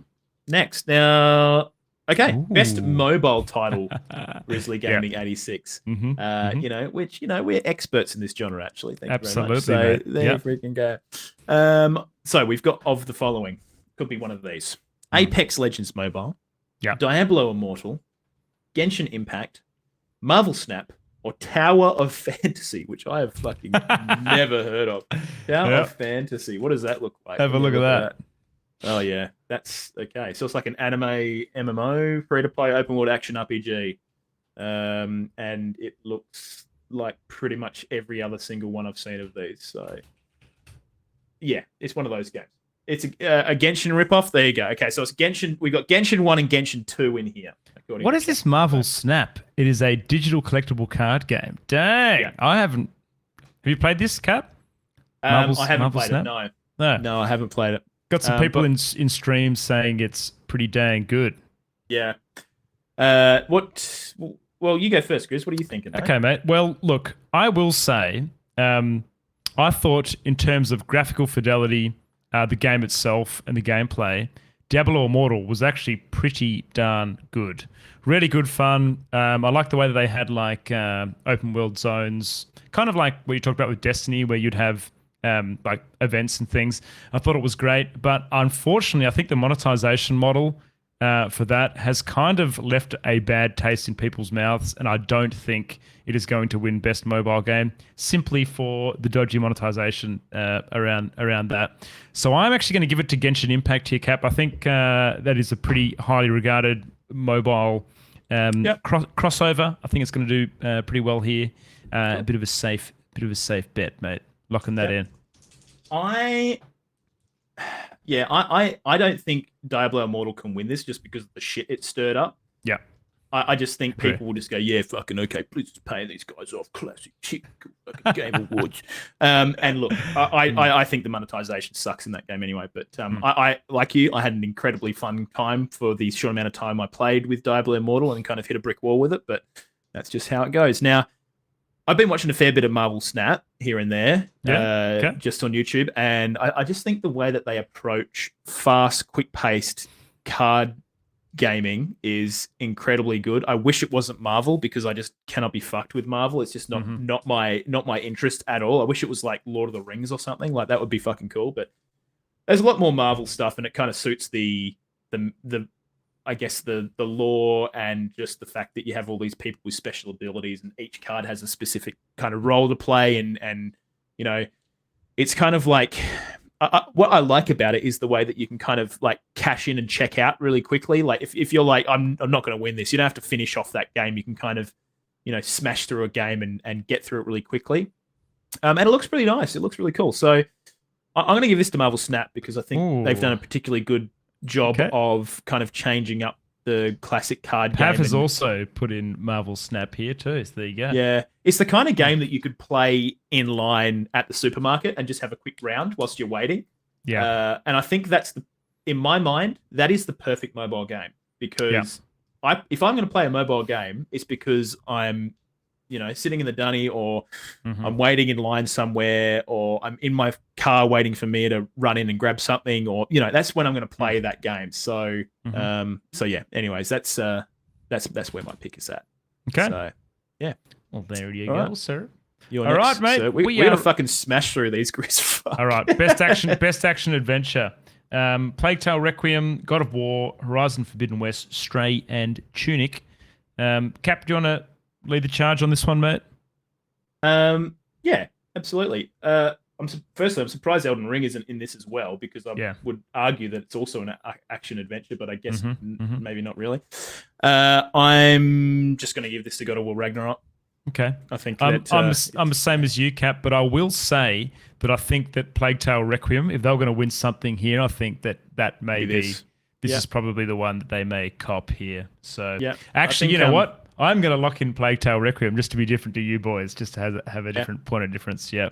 I think they do this thing with like rat swarms in the Plague Tale games that look exceptionally cool, and I think utilizing those plague swarms to like devour your enemies and stuff is fucking rad. So yeah, I hope it wins because it deserves it. Like it looks like a real solid game. So and I mean, what a Plague Tale Requiem Metacritic.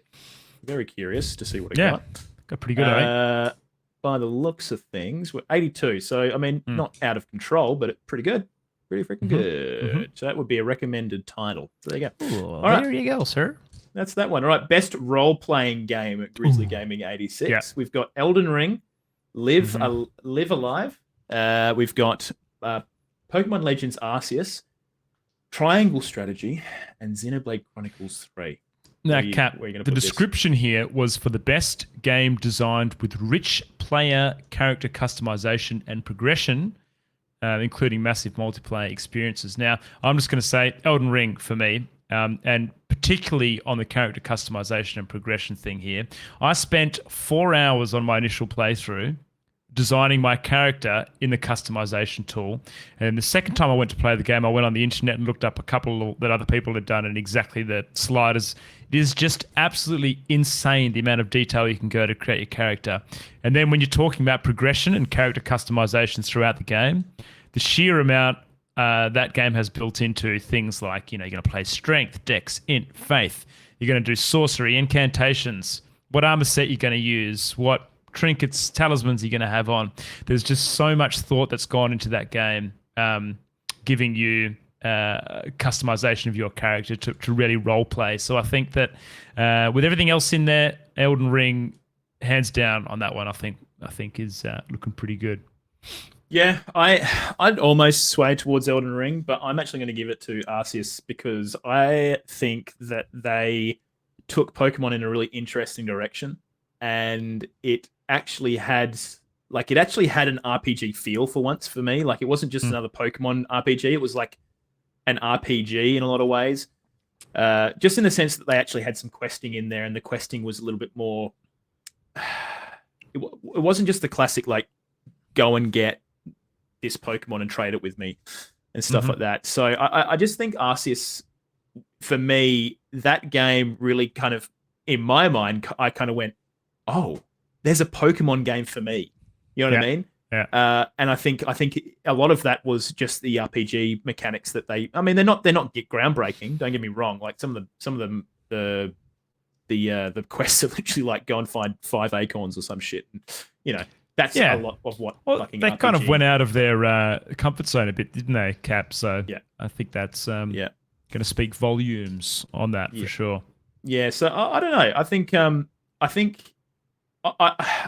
maybe a close kind of second for this might be Xenoblade Chronicles 3. There's a lot of customization options, but I do feel like every single customization option in that game has absolutely no bearing over your difficulty of that game, and it's just like you're putting points in something for just the sake of putting points somewhere.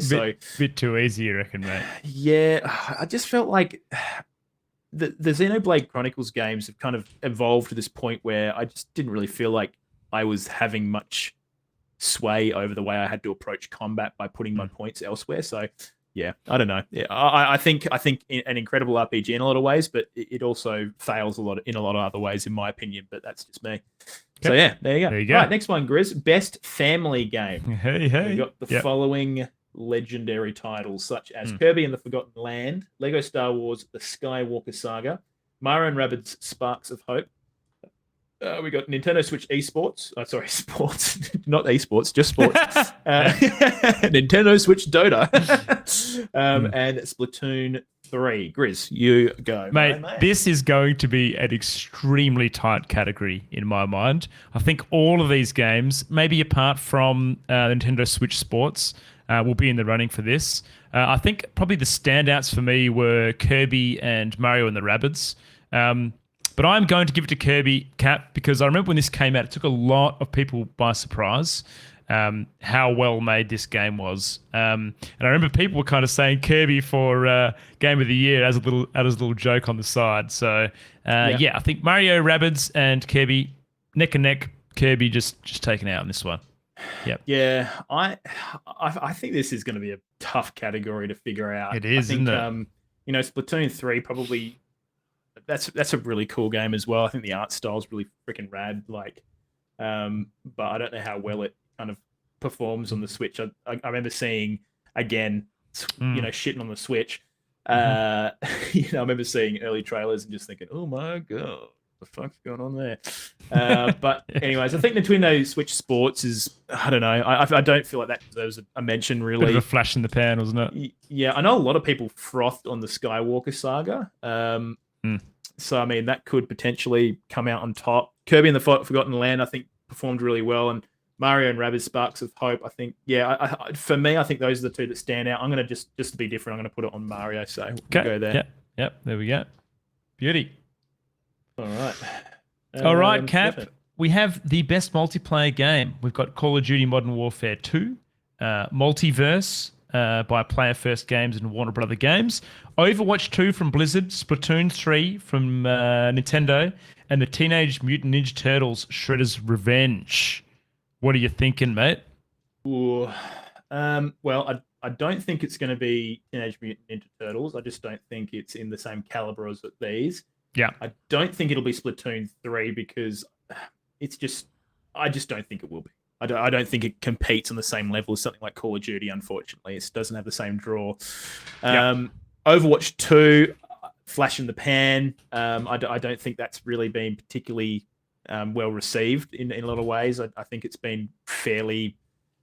I think the response to Overwatch 2 has been pretty fucking subpar, and I wouldn't be surprised if Blizzard just slowly turns down the fucking Overwatch stuff. It's gonna be Heroes of the Storm all over again, mate. Oh yeah. So there's that. Multiverses, I think, did particularly well. I give it to either that or Call of Duty Modern Warfare 2. I think I'm just going to give it to Modern Warfare 2 because I think it'll just get the fucking classic.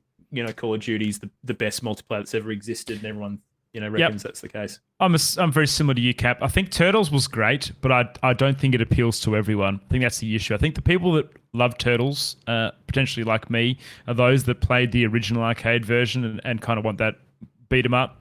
Multiverse was kind of like Smash, Cap, but a little bit more jank, I feel. I don't know. It just never quite clicked with me. And I 100% agree with Overwatch 2. We announced the new tank class live on our last week's episode, and it was just kind of like, yeah, cool. Yeah, new tank. There you go. Sick. Yeah, have fun, whoever's playing Overwatch 2. Yeah. So I'm with you, mate. I think Call of Duty 2 is going to take this. Now, is Warzone 2 in the Call of Duty 2 bucket? I would assume so. I assume that's everything under the most recent Call of Duty banner. Yeah, and that seems to be going quite well. DMZ is great, pretty good shooter. So yeah, I'm going to lock that one in for me as well. Pav has gone Splatoon. So there you go. Have you played Splatoon, Pav? I just didn't want to give it to COD. Okay. Now, this is a fucking interesting one. Cap, the most anticipated release. We have Final Fantasy 16, Hogwarts Legacy, Resident Evil 4, Starfield, and The Legend of Zelda Tears of the Kingdom. Now, for me, the two that stand out here, Cap, are Tears of the Kingdom and Starfield. Now, Tears of the Kingdom is fucking hyped right now. People off the back of Breath of the Wild, such a successful game. I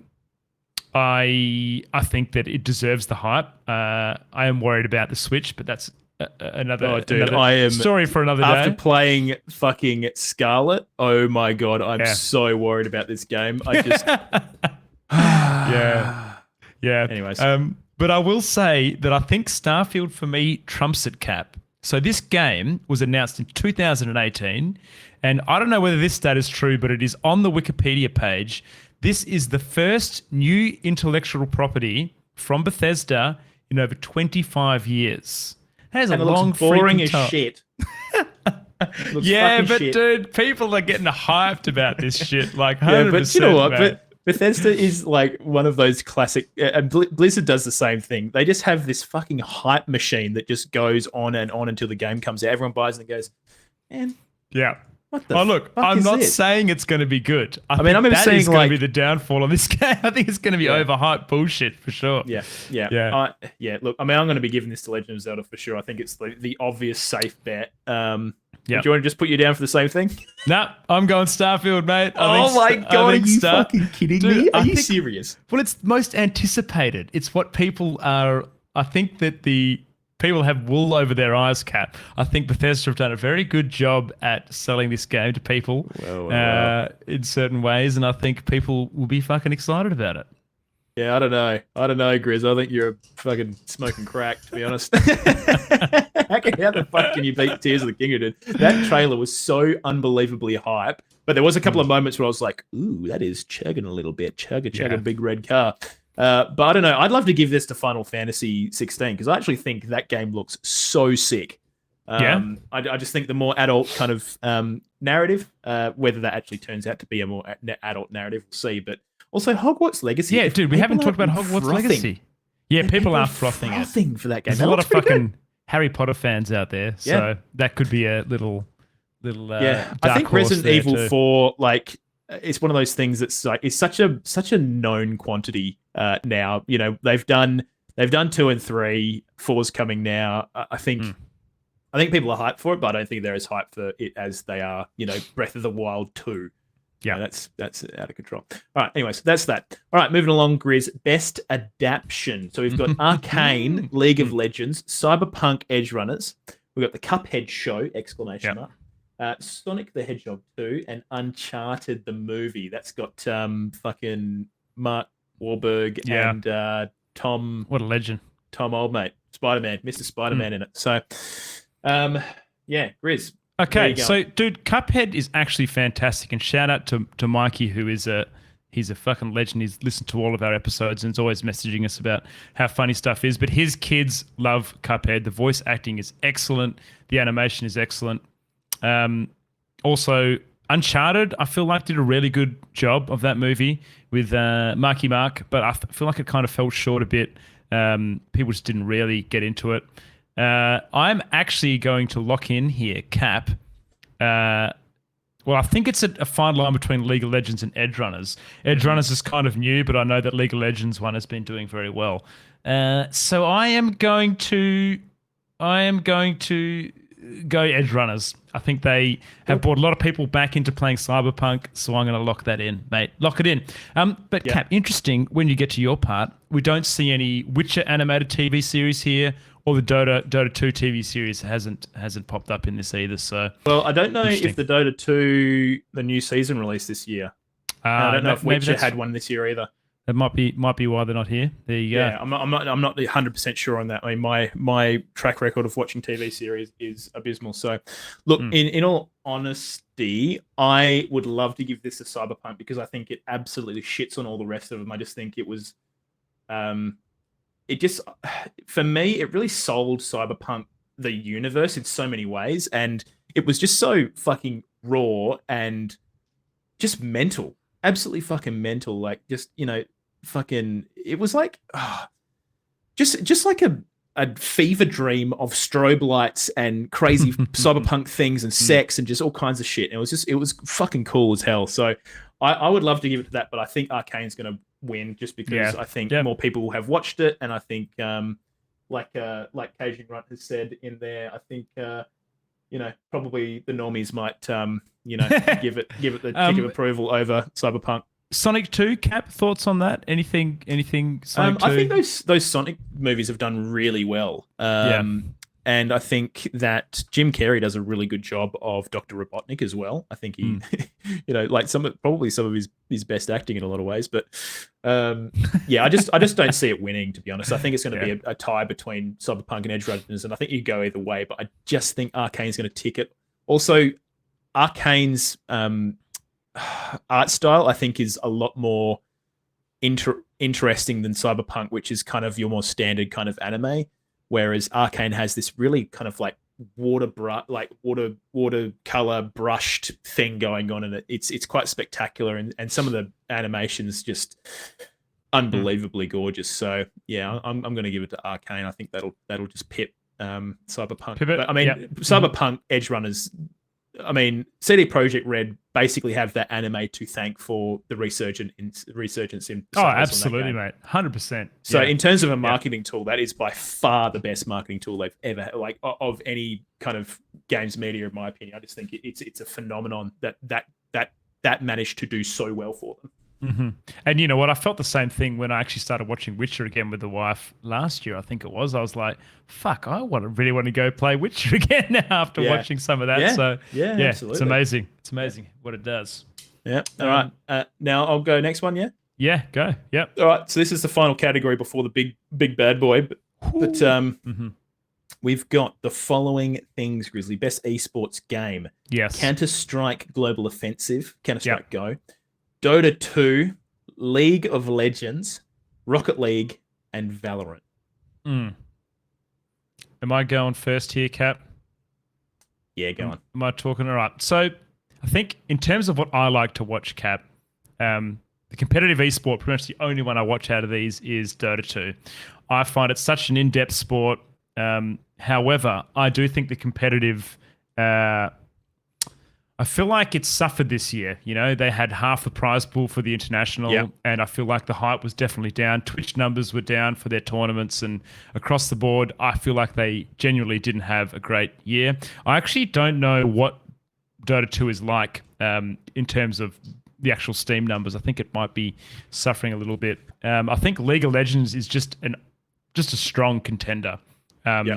I think it continues to pull, and I feel the same with CS:GO, which is crazy because we have I feel like Valorant shits on CS:GO in terms of how old is CS:GO now, but I still feel like that scene, maybe that competitive scene, is picking up. Correct me if I'm wrong, but I'm going to lock in here, Cap. League of Legends for me. I think it still holds esports very strong. So lock that one in for me, mate. Yeah. Look, I think I'm in the same boat. I mean, Dota 2 is such an interesting esport in a lot of ways because it has the biggest prize pool of a lot of esports. This year it wasn't as big as the previous, but it has so much money on the line. I think in terms of the actual spectacle this year and the actual grand final game for the international, I think the grand final was pretty one-sided and pretty boring to watch in a lot of ways. So I don't know if it probably had the same hype behind it. There was also a lot of issues with the monetization of the battle pass this year and people not particularly being stoked with what they included in that. Mm-hmm. I think on the other hand, we've got League of Legends where they had an incredibly good sort of turnout for their yearly worlds event, and they had an incredibly tight grand final. I think it was pretty fucking hype. Rocket League, I just think, is something that people just chuck in there. I don't know. Rocket League is still cranking, but I don't think it's like mental. No. I think CS:GO is in a similar kind of boat. It's kind of like, I don't know, CS:GO's like the soccer of esports. It's just like people know, like you kick the ball in the goal, you shoot the guy in the head. Like it's such a simple esport. It's not like, you know, particularly groundbreaking or anything. Valorant's obviously kind of a slightly different take on that. But I agree. I'm going to go with League of Legends. I just think I think they had a pretty good year in a lot of ways, including their adaptation this year. And also, they had Game Pass introduce, a bunch of all the heroes for free if you own Game Pass. Huge. So things like that, I just think is incredibly intelligent marketing. So I just think they're going to win. Cap, so that's me. Anything you feel is kind of missing here? I know that people like to say that Fortnite has an esports scene with their competitions. No Overwatch. I know that we had Overwatch 2 come out probably a bit late, but do you feel like there's any missing esports games here potentially? What about chess.com?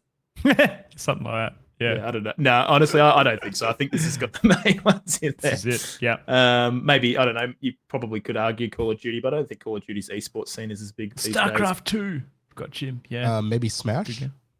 Yeah, Smash. Which we're probably not going to get a chance to talk about tonight, unfortunately. Yeah, we might not. No, we definitely won't get a chance to talk about that. But that's all right. Anyway, we'll talk about it next week. Yeah, there's probably still going to be shit to happen. I'll probably give a really brief overview just for people because it's actually crazy what's happened. Yeah. But yeah. Anyways, that's the best esports title. Now, Grizz, you want to take us away for Game of the Year? Year? Yeah, mate. So here we are. Game of the Year. Game of the Year. You already know probably Cap and I's answers, but we're fucking going to talk about it anyway. I just chucked it in. Yeah, well, we don't know Pav, or maybe we do. Contenders: Plague Tale, Elden Ring, God of War Ragnarok, Horizon Forbidden West, Stray, and Xenoblade Chronicles 3. Cap, do you want to give me your take first, mate? And I'll go after you. We kind of spoke about this last week, I think. Yeah. Plague Tale just seems like the big indie studio title that's been in this kind of this bunch of games. Xenoblade seems like the token RPG they want to chuck in. Stray's like the weird, quirky little indie title they wanted to chuck in, and then they have the three big AAA titles: Elden Ring, God of War Ragnarok, Horizon Forbidden West. Horizon Forbidden West, I just think, is the weakest of the three, unfortunately. It just doesn't really quite hit the same mark as I think God of War and Elden Ring. God of War, in my opinion, it is a bit walking simulatory, and there's just moments in that game where I just don't think it really hits as hard as what Elden Ring did for me. I think God of War, in terms of the gameplay loop as well, just is nowhere near as eye-opening as Elden Ring was. Elden Ring just had interesting shit happening at every moment, every second. Like, I'm just going, holy fuck, what am I going to run into next? Whereas with God of War, it's just like, okay, here's a puzzle, cool. Combat, cool. Walking for a bit, cool. Bit of story. Puzzle, walking, combat, puzzle combat, and it's just rinse and repeat that. So I don't know. For me, it's Elden Ring through and through. I mean, we all knew that, didn't we? But still, that's my reasoning. Yep. And just to add on what you've said, Cap, Elden Ring took basically what was successful from the Souls universe, right? Which to me is this deeply refined, precise, difficult, punishing combat set in this kind of dark and brooding, ominous kind of world with fantastic lore sprinkled throughout, but then gave it this insanely detailed open world environment that gives your own choice to go and do what you want to do. Now, I want to say here, Cap, that I felt like in the last 10 years of my gaming life, I've been on this constant search to find these games, and I just tick from game to game to game, and it takes me a long time to find a game that I actually want to sit down and play. Yep. Elden Ring broke the cycle. Yeah, I put 100 hours into that game, and it will forever sit in with those games like Chrono Trigger, Zelda, Super Metroid, those ones that I played back in the SNES days. Yeah, because it literally just fulfilled my gaming desires at that time. I feel like it like Elden Ring to me is like a moment in time. You can mark that on your calendar as like that's when Elden Ring happened. And the same for like Breath of the Wild, same for Ocarina of Time, Final Fantasy VII, games like that. That just for me, it like reinvigorated a love of gaming for me that I just it's hard to even come close with any of these other games. Not even remotely close. Like, I just think the sense of exploration was just so immense with Elden Ring, and the fact that the map, I just remember the map just getting bigger and bigger, and just thinking, how fucking big is this map? What the hell's going on here? But I think on top of that, just the way that they were able to include so much unique like content in that game. I mean, they did do a little bit of reusability of bosses and stuff. So I mean, there's still some cons here and there, and I think I think some of the scaling of certain weapons maybe weren't as strong as other options, which kind of made it a little bit sad to play the game in a certain way. But I mean, that's just Souls, baby. You gotta stick to your guns. But Elden Ring is just perfect, and I think on that as well, Cap, like it's not for everyone either. Of course not, absolutely. We're pretty biased. I would argue Elden Ring's been the most accessible Soulsborne game of all time. Absolutely. Easy. And that it's said in the numbers. And, we would talk to people, I'm sure there's people in the chat that Elden Ring was the gateway from software game into that. Yeah, and they might have stopped there, but they still gave it a crack. Absolutely. Whereas they might have been turned off by Dark Souls. And I think Dark Souls has always had this, it's had this kind of foreboding aura about it, Dark Souls. I'm not going to play Dark Souls because it's way too fucking hard. Like, and I thought like that when I was, dude, you'd see people. I remember seeing people wearing shirts that you could buy. It was probably from JJ's or something like that. It was like, I've beaten Dark Souls on the back. That was the fucking meme because that game is just like, it was very difficult. And I remember I first telling my stream that I wanted to go play Dark Souls, and everyone was just like, "Oh fuck, what do you want to do that for? Like, you don't want to do that." It was like it definitely had like an aura of elitism or something around it. And you're right. I also think that things like Twitch kind of helped to kind of bring Souls games into a more approachable kind of standpoint within the gaming community in a lot of ways, because people could see other people playing and go, oh, that actually looks pretty fun. Whereas, before they probably go, oh, that doesn't, I've only seen a trailer or, I've heard stories about how difficult it is and it just doesn't sound like my Or you've watched a bloke just literally grind his face on one boss for 5 or 6 hours before seeing any progress, where, Elden Ring, you didn't have to do that. You could do that if you wanted to, or you could go and explore the other side of the map and get stronger. It was great. Yeah, absolutely.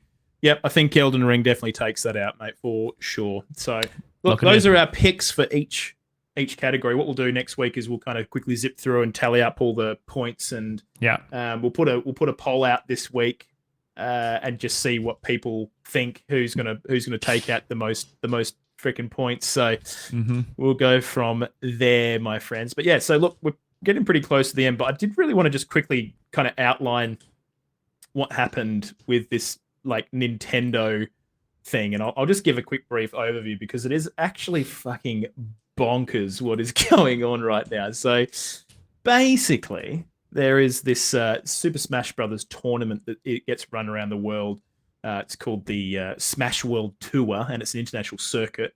They basically have held tourneys all year, and they're going to be going into 2023. Now, these guys didn't have a commercial license to be running these, and Nintendo's always kind of been a little bit sketchy about the competitive Smash scene. And if you basically, they've never really given out a license for Smash tournaments, and it's always been really weird at events like Evo because they never really had Nintendo's backing to hold those like, you know, world stage Smash tournaments. So, and I think a lot of that comes from Nintendo kind of having this stance of, we don't want Smash to be competitive because in their hearts it's a family party game, I think, and they don't want it to be a sweaty competitive game and it be off-putting for people. So I think that's basically where they're going with it. Now, what's kind of happened is SWT, or the Smash World Tour,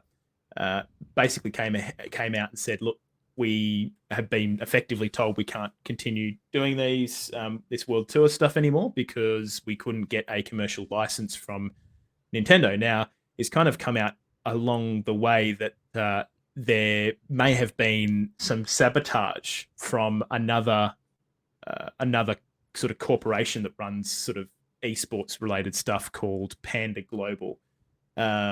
So the Panda Global actually have the license to do Smash effectively. Okay. Now, what was kind of happening was Panda were kind of trying to coerce other grassroots tournament holders like SWT to kind of combine into the Panda Cup. From what I understand, it's quite an in-depth story. So I'm kind of trying to regurgitate this in a quick and easy way that hopefully is correct in as many ways as possible. And there's been so many points that have happened, but basically what was happening was Panda just turned out to be this absolute fucking troglodyte of an organization headed by this guy called Alan fucking something or other. And basically he was like running a protection racket, essentially like a mob fucking boss coming in and saying, you know, pay up, where's the fucking money? Like, Jesus. Yeah, it was hectic. So he was basically saying to people like, hey, you know, fucking, you don't sort of play ball. You might just be shut down by Nintendo soon because they're the only guys who have the license. And basically from what it seems like, it kind of seems like maybe Panda kind of coerced Nintendo into shutting down what SWT were doing. Now, that's basically what happened. SWT came out and said, look, you know, we can't really continue doing this because we don't have a commercial license, and Nintendo basically won't give us one. They've only given it to Panda, and a lot of this issue is to do with Panda basically being super greedy fucking cockheads. And effectively what Nintendo then came out and said, hey, you know, we don't give licenses to anyone. We gave it to Panda. Unfortunately, SWT were running without a license, yada, yada, yada, blah, blah, blah, blah, blah. Nintendo just doing the usual shit. And then SWT came out with another statement saying, you know, like, yeah, that's all well and good, but you're literally giving licenses to like this super gross company that is like coercing people and effectively being, you know, aggressive and, you know, trying to coerce people into kind of giving up what they're doing. So, and then basically what's happened in the last day is that Panda Global has made their CEO, this, you know, turd, step down, and has sort of put out a statement saying, you know, we're working on this, like we want to kind of foster the grassroots community, et cetera, et cetera. So I guess they've kind of made ways to try and do right what's happened with this head of the company, but I don't know how much they can really do after this, because Absolutely I think insane. Yeah, it's a mental story. I've done a pretty poor job of like. So, Cap, what happens to some of these pro players and stuff? Are they going? Well, a lot of them are boycotting. Are they? Yeah, right. A lot of them are boycotting. So, have we still got Underground Zero? Have we still got Smash blokes playing comps and stuff, or what's the go there?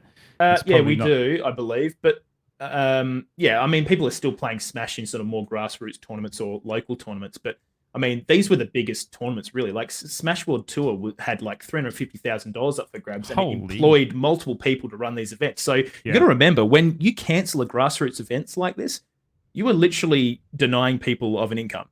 in a lot of ways. So it's basically it's just this super gross thing where it looks like Panda Global has kind of forced the hand of Nintendo to step in and stop. Well, here's the thing, Cap. Like you said at the start of this story, I don't think Nintendo ever intended Smash to be an esports game, and I actually don't know whether they really value esports within their what would you say, like ecosystem, bubble. You know? Yeah, within their bubble. They've got what they do, and I think esports isn't one of those where, which is a bit of a rarity, you know. They don't have any other. Well, actually, what about, what's that other one with the fucking Splatoon? That has an esports scene, doesn't it? Kind of. I think it's more of like a casual esports. I think Nintendo likes the idea of casual kind of competition, not like full on, you know, playing for money, etc. Like I think they like the idea of fun kind of tourneys and stuff like that, because you probably could argue that, you know, I mean, Mario Kart's kind of pretty competitive. Yeah, imagine that, dude. You know, you could 100% have Mario Kart esports for sure. Yeah, they just don't push it. You know, like you're going to say something. Yeah, what's the goal with Pokemon Unite? Actually, that's another good point. Yeah, I mean, that's fucking probably that's an esport as well. So I mean, it's kind of hard for Nintendo's stance. I don't know why Nintendo has such a weird Smash stance. I mean, I do know why, but I also don't know why. So I kind of feel like, I mean, in all honesty, Nintendo, just the fact that they kind of they kind of let these tournaments happen in the last couple of years, I kind of feel like maybe that was a sign that maybe they're kind of moving along. But yeah, I think the crux of this was this gross fucking company headed by this complete tosser that basically was trying to, you know, coerce people into pushing all of their event stuff into rolling it into their own events and stuff. So because they're the ones that managed to get this license somehow.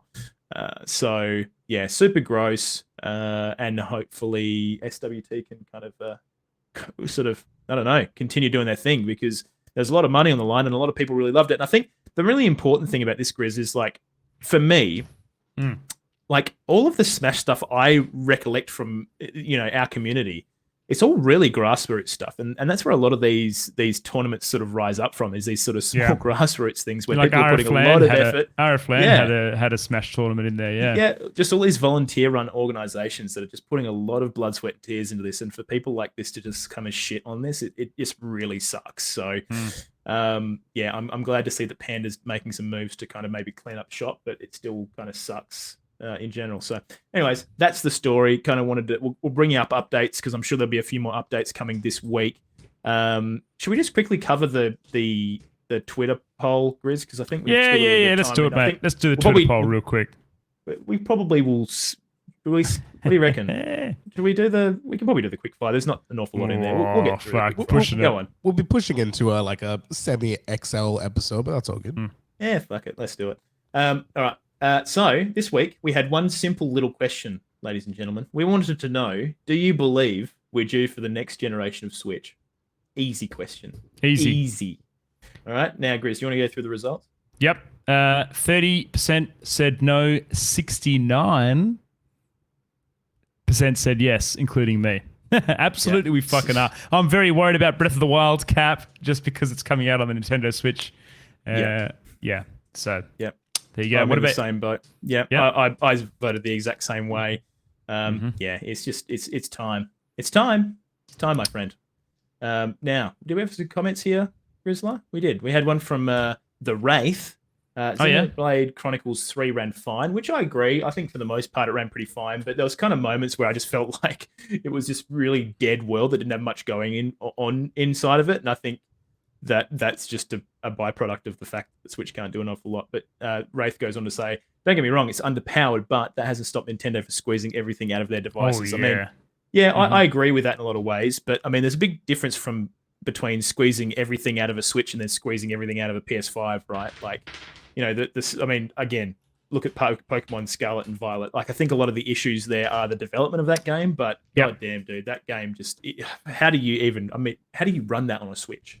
Mate, I swear we didn't see this on any other Nintendo console either. You know, it's fine to say that they squeeze everything out of their console, but when it starts to affect the performance of your games that are coming out, and people are making modded versions of the games that look like better than the official released one, then yeah, I don't know. I think you got a problem.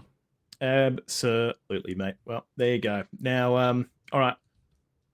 So, as always, guys, we do our quick fire news, all the kind of quick bits and pieces. There's a few other news stories that we wanted to go through tonight, but we just didn't get a chance. So, we'll bring you those ones next week. But here's the quick fire topics for tonight. As always, brought to you by our main sponsor, our number one, numero uno supporter of this.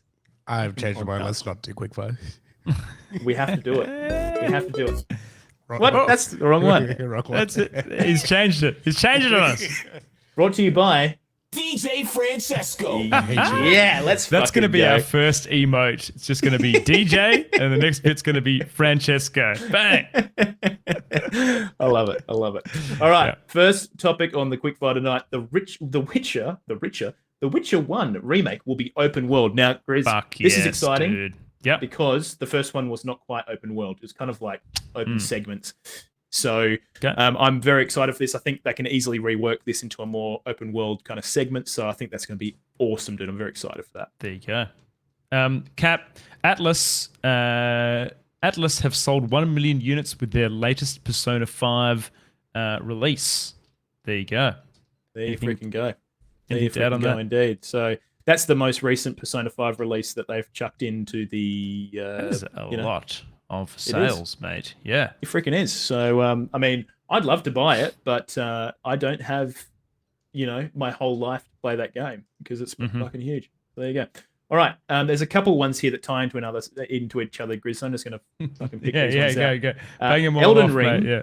picks up more Game of the Year awards. So it's already Mm-hmm. picked up a few already. And Miyazaki has come out. Miyazaki's the Sorry, Pav. lead game designer. And he has said that this will not distract him from making good games, which I think is awesome. Very So good. good to know. Good to know that he's going to continue on the straight path. Yeah.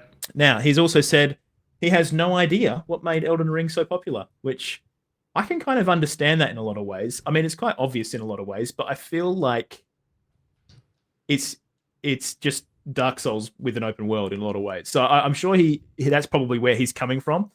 But I mean, there's so many interesting kind of layers to Elden Ring. I think that, the popular. I also feel like Elden Ring had an interesting kind of marketing thing happening with Twitch and stuff that kind of propelled it a little bit further as well. So I think there's a lot of kind of things going on there. So Absolutely, mate. there you go. All right, Chris. Cap PlayStation monthly games have been announced, and we are getting the Mass Effect Legendary Edition, Divine Knockout Founders Edition, as well as Biomutant. Look, I've played Mass Effect Legendary Edition. Haven't played the other two though, but they look all right. Biomutant, I think I've seen bits and pieces. Looks kind of cool. I think Biomutant did really shit. So Did it? Not Okay. surprised to see it finally make its What way about this onto a- Divine Knockout? That's going to be. Oh, it's a day one release. That is okay. Interesting. Never heard of it, to be honest. Yeah. It looks like. What is it? Is it like a. What is that? Can I just quickly have a look at that? Yeah, have a look. Divine.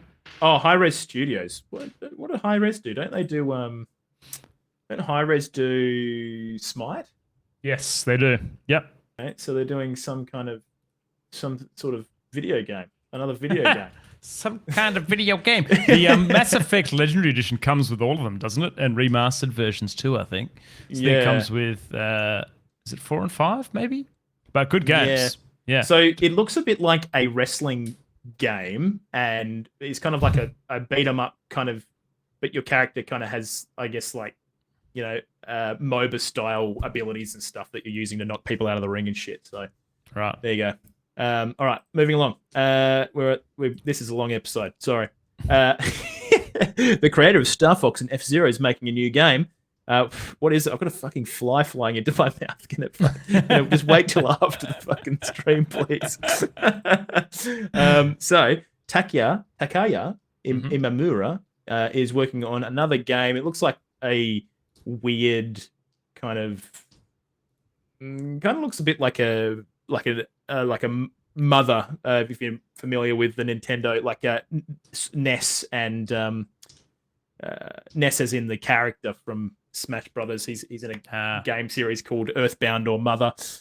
Kind of has a bit of a vibe of that, kind of like a RPG kind of thing. But yeah, anyways, he's working on that. So there you go. If you're excited about that, go and have a look. Cap Amnesia is getting its next title, Amnesia Bunker, in March. Now, I'm watching footage of this, and it's kind of like a first-person. They're kind of like first-person horror games, but this literally looks like you're walking through a bunker. I don't know. Yeah. It kind of looks a bit shit. Cap, what are your thoughts, mate?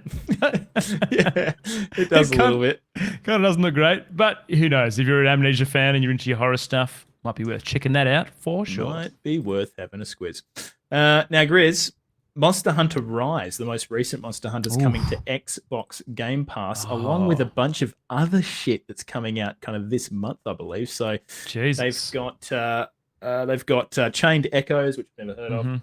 Eastwood, which is kind of like this interesting kind of RPG game. That's, dude, cool. My kids play Hello Neighbor on their iPads. Oh, do they? Yeah. Well, Hello Neighbor 2's coming as well. High on Life, which is that Rick and Morty guns can talk shooter game. So that's coming as well. Star Wars, the Skywalker Saga is coming as well. Rainbow Billy, The Walking Dead, the final season, Potioncraft, totally reliable delivery service, and Metal Hellsinger. Hell yeah, baby. So hell yeah. Then so there you go. Pav will be excited about this one, Cap. Warframe cross-platform is arriving to unite the Origin system. Play with friends on PC, Xbox, PlayStation, and Nintendo Switch, Pav. There you go. From yesterday, I believe. From yesterday. Okay, there you go. There you freaking go. Go and play Warframe with your mate on the Nintendo Switch. Bet that looks fucking good, Pav. Yeah. It actually runs apparently really good. I haven't played it in a while. Yeah, right. I'm waiting for it to come out on mobile. Oh, surely that's around the corner. Which is happening. They're in development. Wow. Holy shit, that's kind of nuts. Warframe on mobile, what the fuck? Okay. Sick. I mean, it makes a lot of sense, really. Hey, why didn't Warframe get on the ongoing releases, Pav? Why didn't they fucking get on there? I don't think they've had an amazing year. Oh, have they not? Okay. I think they launched some cool stuff, and next year they got some cool stuff as well. But I think it's on a. I think they've started. Simmering. They've started a semi-decline now that the main guys have kind of moved over to Soulframe. I don't know if I'm that's right. I don't know if I'm biased because I no longer play it and I don't have time to play it anymore, so I'm not as around it anymore. But I think that might be the case. Makes a lot of sense, my friend. Absolutely. Well, there you go. Well, guys, that's the episode. Thank you so much for listening. Sorry it's a long one, but enjoy that on your ways to work when you finally consume this bad boy. Look, as always, we just want to thank you for listening and enjoying the content. If you have a spare moment and you are listening to this, via podcast, please give us a cheeky review. Give us a freaking 5 thumbs up and say, yeah, these guys fucking rock. Because, we'd appreciate it. So, and if not, just share this podcast somewhere. Chuck it on your Facebook. Chuck it on your Twitter. Tell your mates about it. We'd really appreciate that big time. If you'd like to support it financially, you can do so by going to patreon.com/OGR show. Every week, we also bring you a Twitter poll. So expect that one midweek and one at the end of the week this week. We're going to be asking you guys who you think is going to win the predictions, and then we'll ask something else on the weekend. So twitter.com/OGR show as well. Now, we have a Discord as well, so go and check out the links in the description of this podcast, or if you're watching live on Twitch, which you can do every Monday from 7 p.m. AWST, you can go and click that link right now. Do it. I'm pretty sure that's everything. Nailed it. I think that's probably the fastest I've ever done that. So, pretty good. I'm impressed. Killed it. Well done, that was fucking baller. So anyways, we'll see you guys next week. Thanks for hanging out, and take care of yourselves. Peace Enjoy your out, week. Legendaries. Join the WoW Guild. Do it. Nah, fuck that.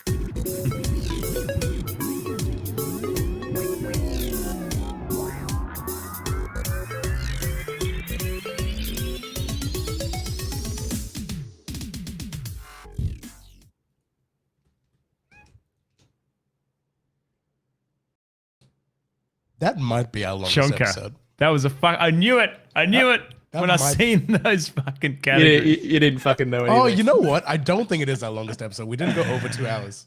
Just shy of 2 hours, guys. Biggie. Hell yeah. Good job. Oh, that was well. sick though, Cap. I enjoyed working through that, mate. Yeah, that was a really fun episode to do. I hope you guys in the chat enjoyed that, because I think it was just fun talking shit about I guess just what was up for grabs. So Yeah. Do you reckon it was a pretty weak year, dude, in terms of games? Was it? I mean, fuck, mate. They had Elden Ring. I don't know. They did have Elden Ring, but I mean, in terms of other shit, like what did we see? Like, well, we fucking could go talk about this all night, but yeah, I don't know. Yeah. I know. I thought it was pretty good. Elden Ring is going to win Game of the Year. I don't care who the fuck you are; it's going to win it, 100%. Absolutely. Now, I think just call this this our Game Awards 2022 predictions. I think literally just call it that. Yeah, sounds good. Where are we? Game of the Year award predictions. We have had Our Game Awards 2022 because it's the event. Oh, okay. we have had a couple of years of COVID. That's right, Jim. How are you, bloody legends? Jim, you legend, Caging, Kazi, Mousy, bloody, you guys are great. We actually copped some follows tonight as well. I saw mid. I want a DJ Francesco plush doll. he's gonna kill me when he listens to an episode. This also I can shame him on not listening to the podcast, but also Yeah. He has no idea it's happening. So good, love it. He's so annoyed at me. I think the main thing is that that's no longer his name. Yeah, so we're not even giving him any promotion. It's no free shout out. What is he, DJ Frankie now? Is he He's Frankie Mac now. Frankie Mac? Man. I don't mind chucking that at the end of. We could go DJ Francesco, aka Frankie Mac. No, that is at the top of my list is to create a new stinger for. No fucking way. Chat, are we doing a new stinger? I bet you put that up to a poll. That's not happening. All right, so I think that's everything. I got to go because I need to. Oh man, go I'm and fucking eat. so knackered, dude. I am fucking so tired. Do we have any raid suggestions? Raise the Gestione. 40. Dude, I have like no one on mine at all. Really? I have old mate Shippy on Worship. Oh yeah? Yeah. That'll do. Do that. Give it a shit. Do it. All right, we'll send you. Oh, all Jim those. reckons sorry. I thought he said new stinger, but he said no new stinger. No new stinger, says Jim. Yeah, Yep. I agree, Jim. You know what, Cap? You know what's funny? What? I can pull it from a VOD and put it on my stream deck and route it through the sound. No. Now that I've got it going, so Oh, my yeah. God. Oh yeah, we can. Yeah. All right. We'll make it work. Booting up this raid. We will see you all in the All right, next one. legends. Love you. Take care. See you next week. have your Thanks for work. hanging out.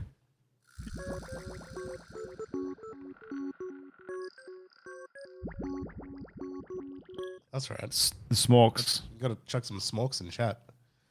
Let's do that before we sign out. Oh, Jared. Here you go. Beat him to it. Got it.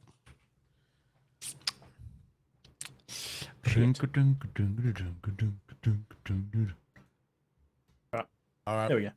See you on the flip side. Bye.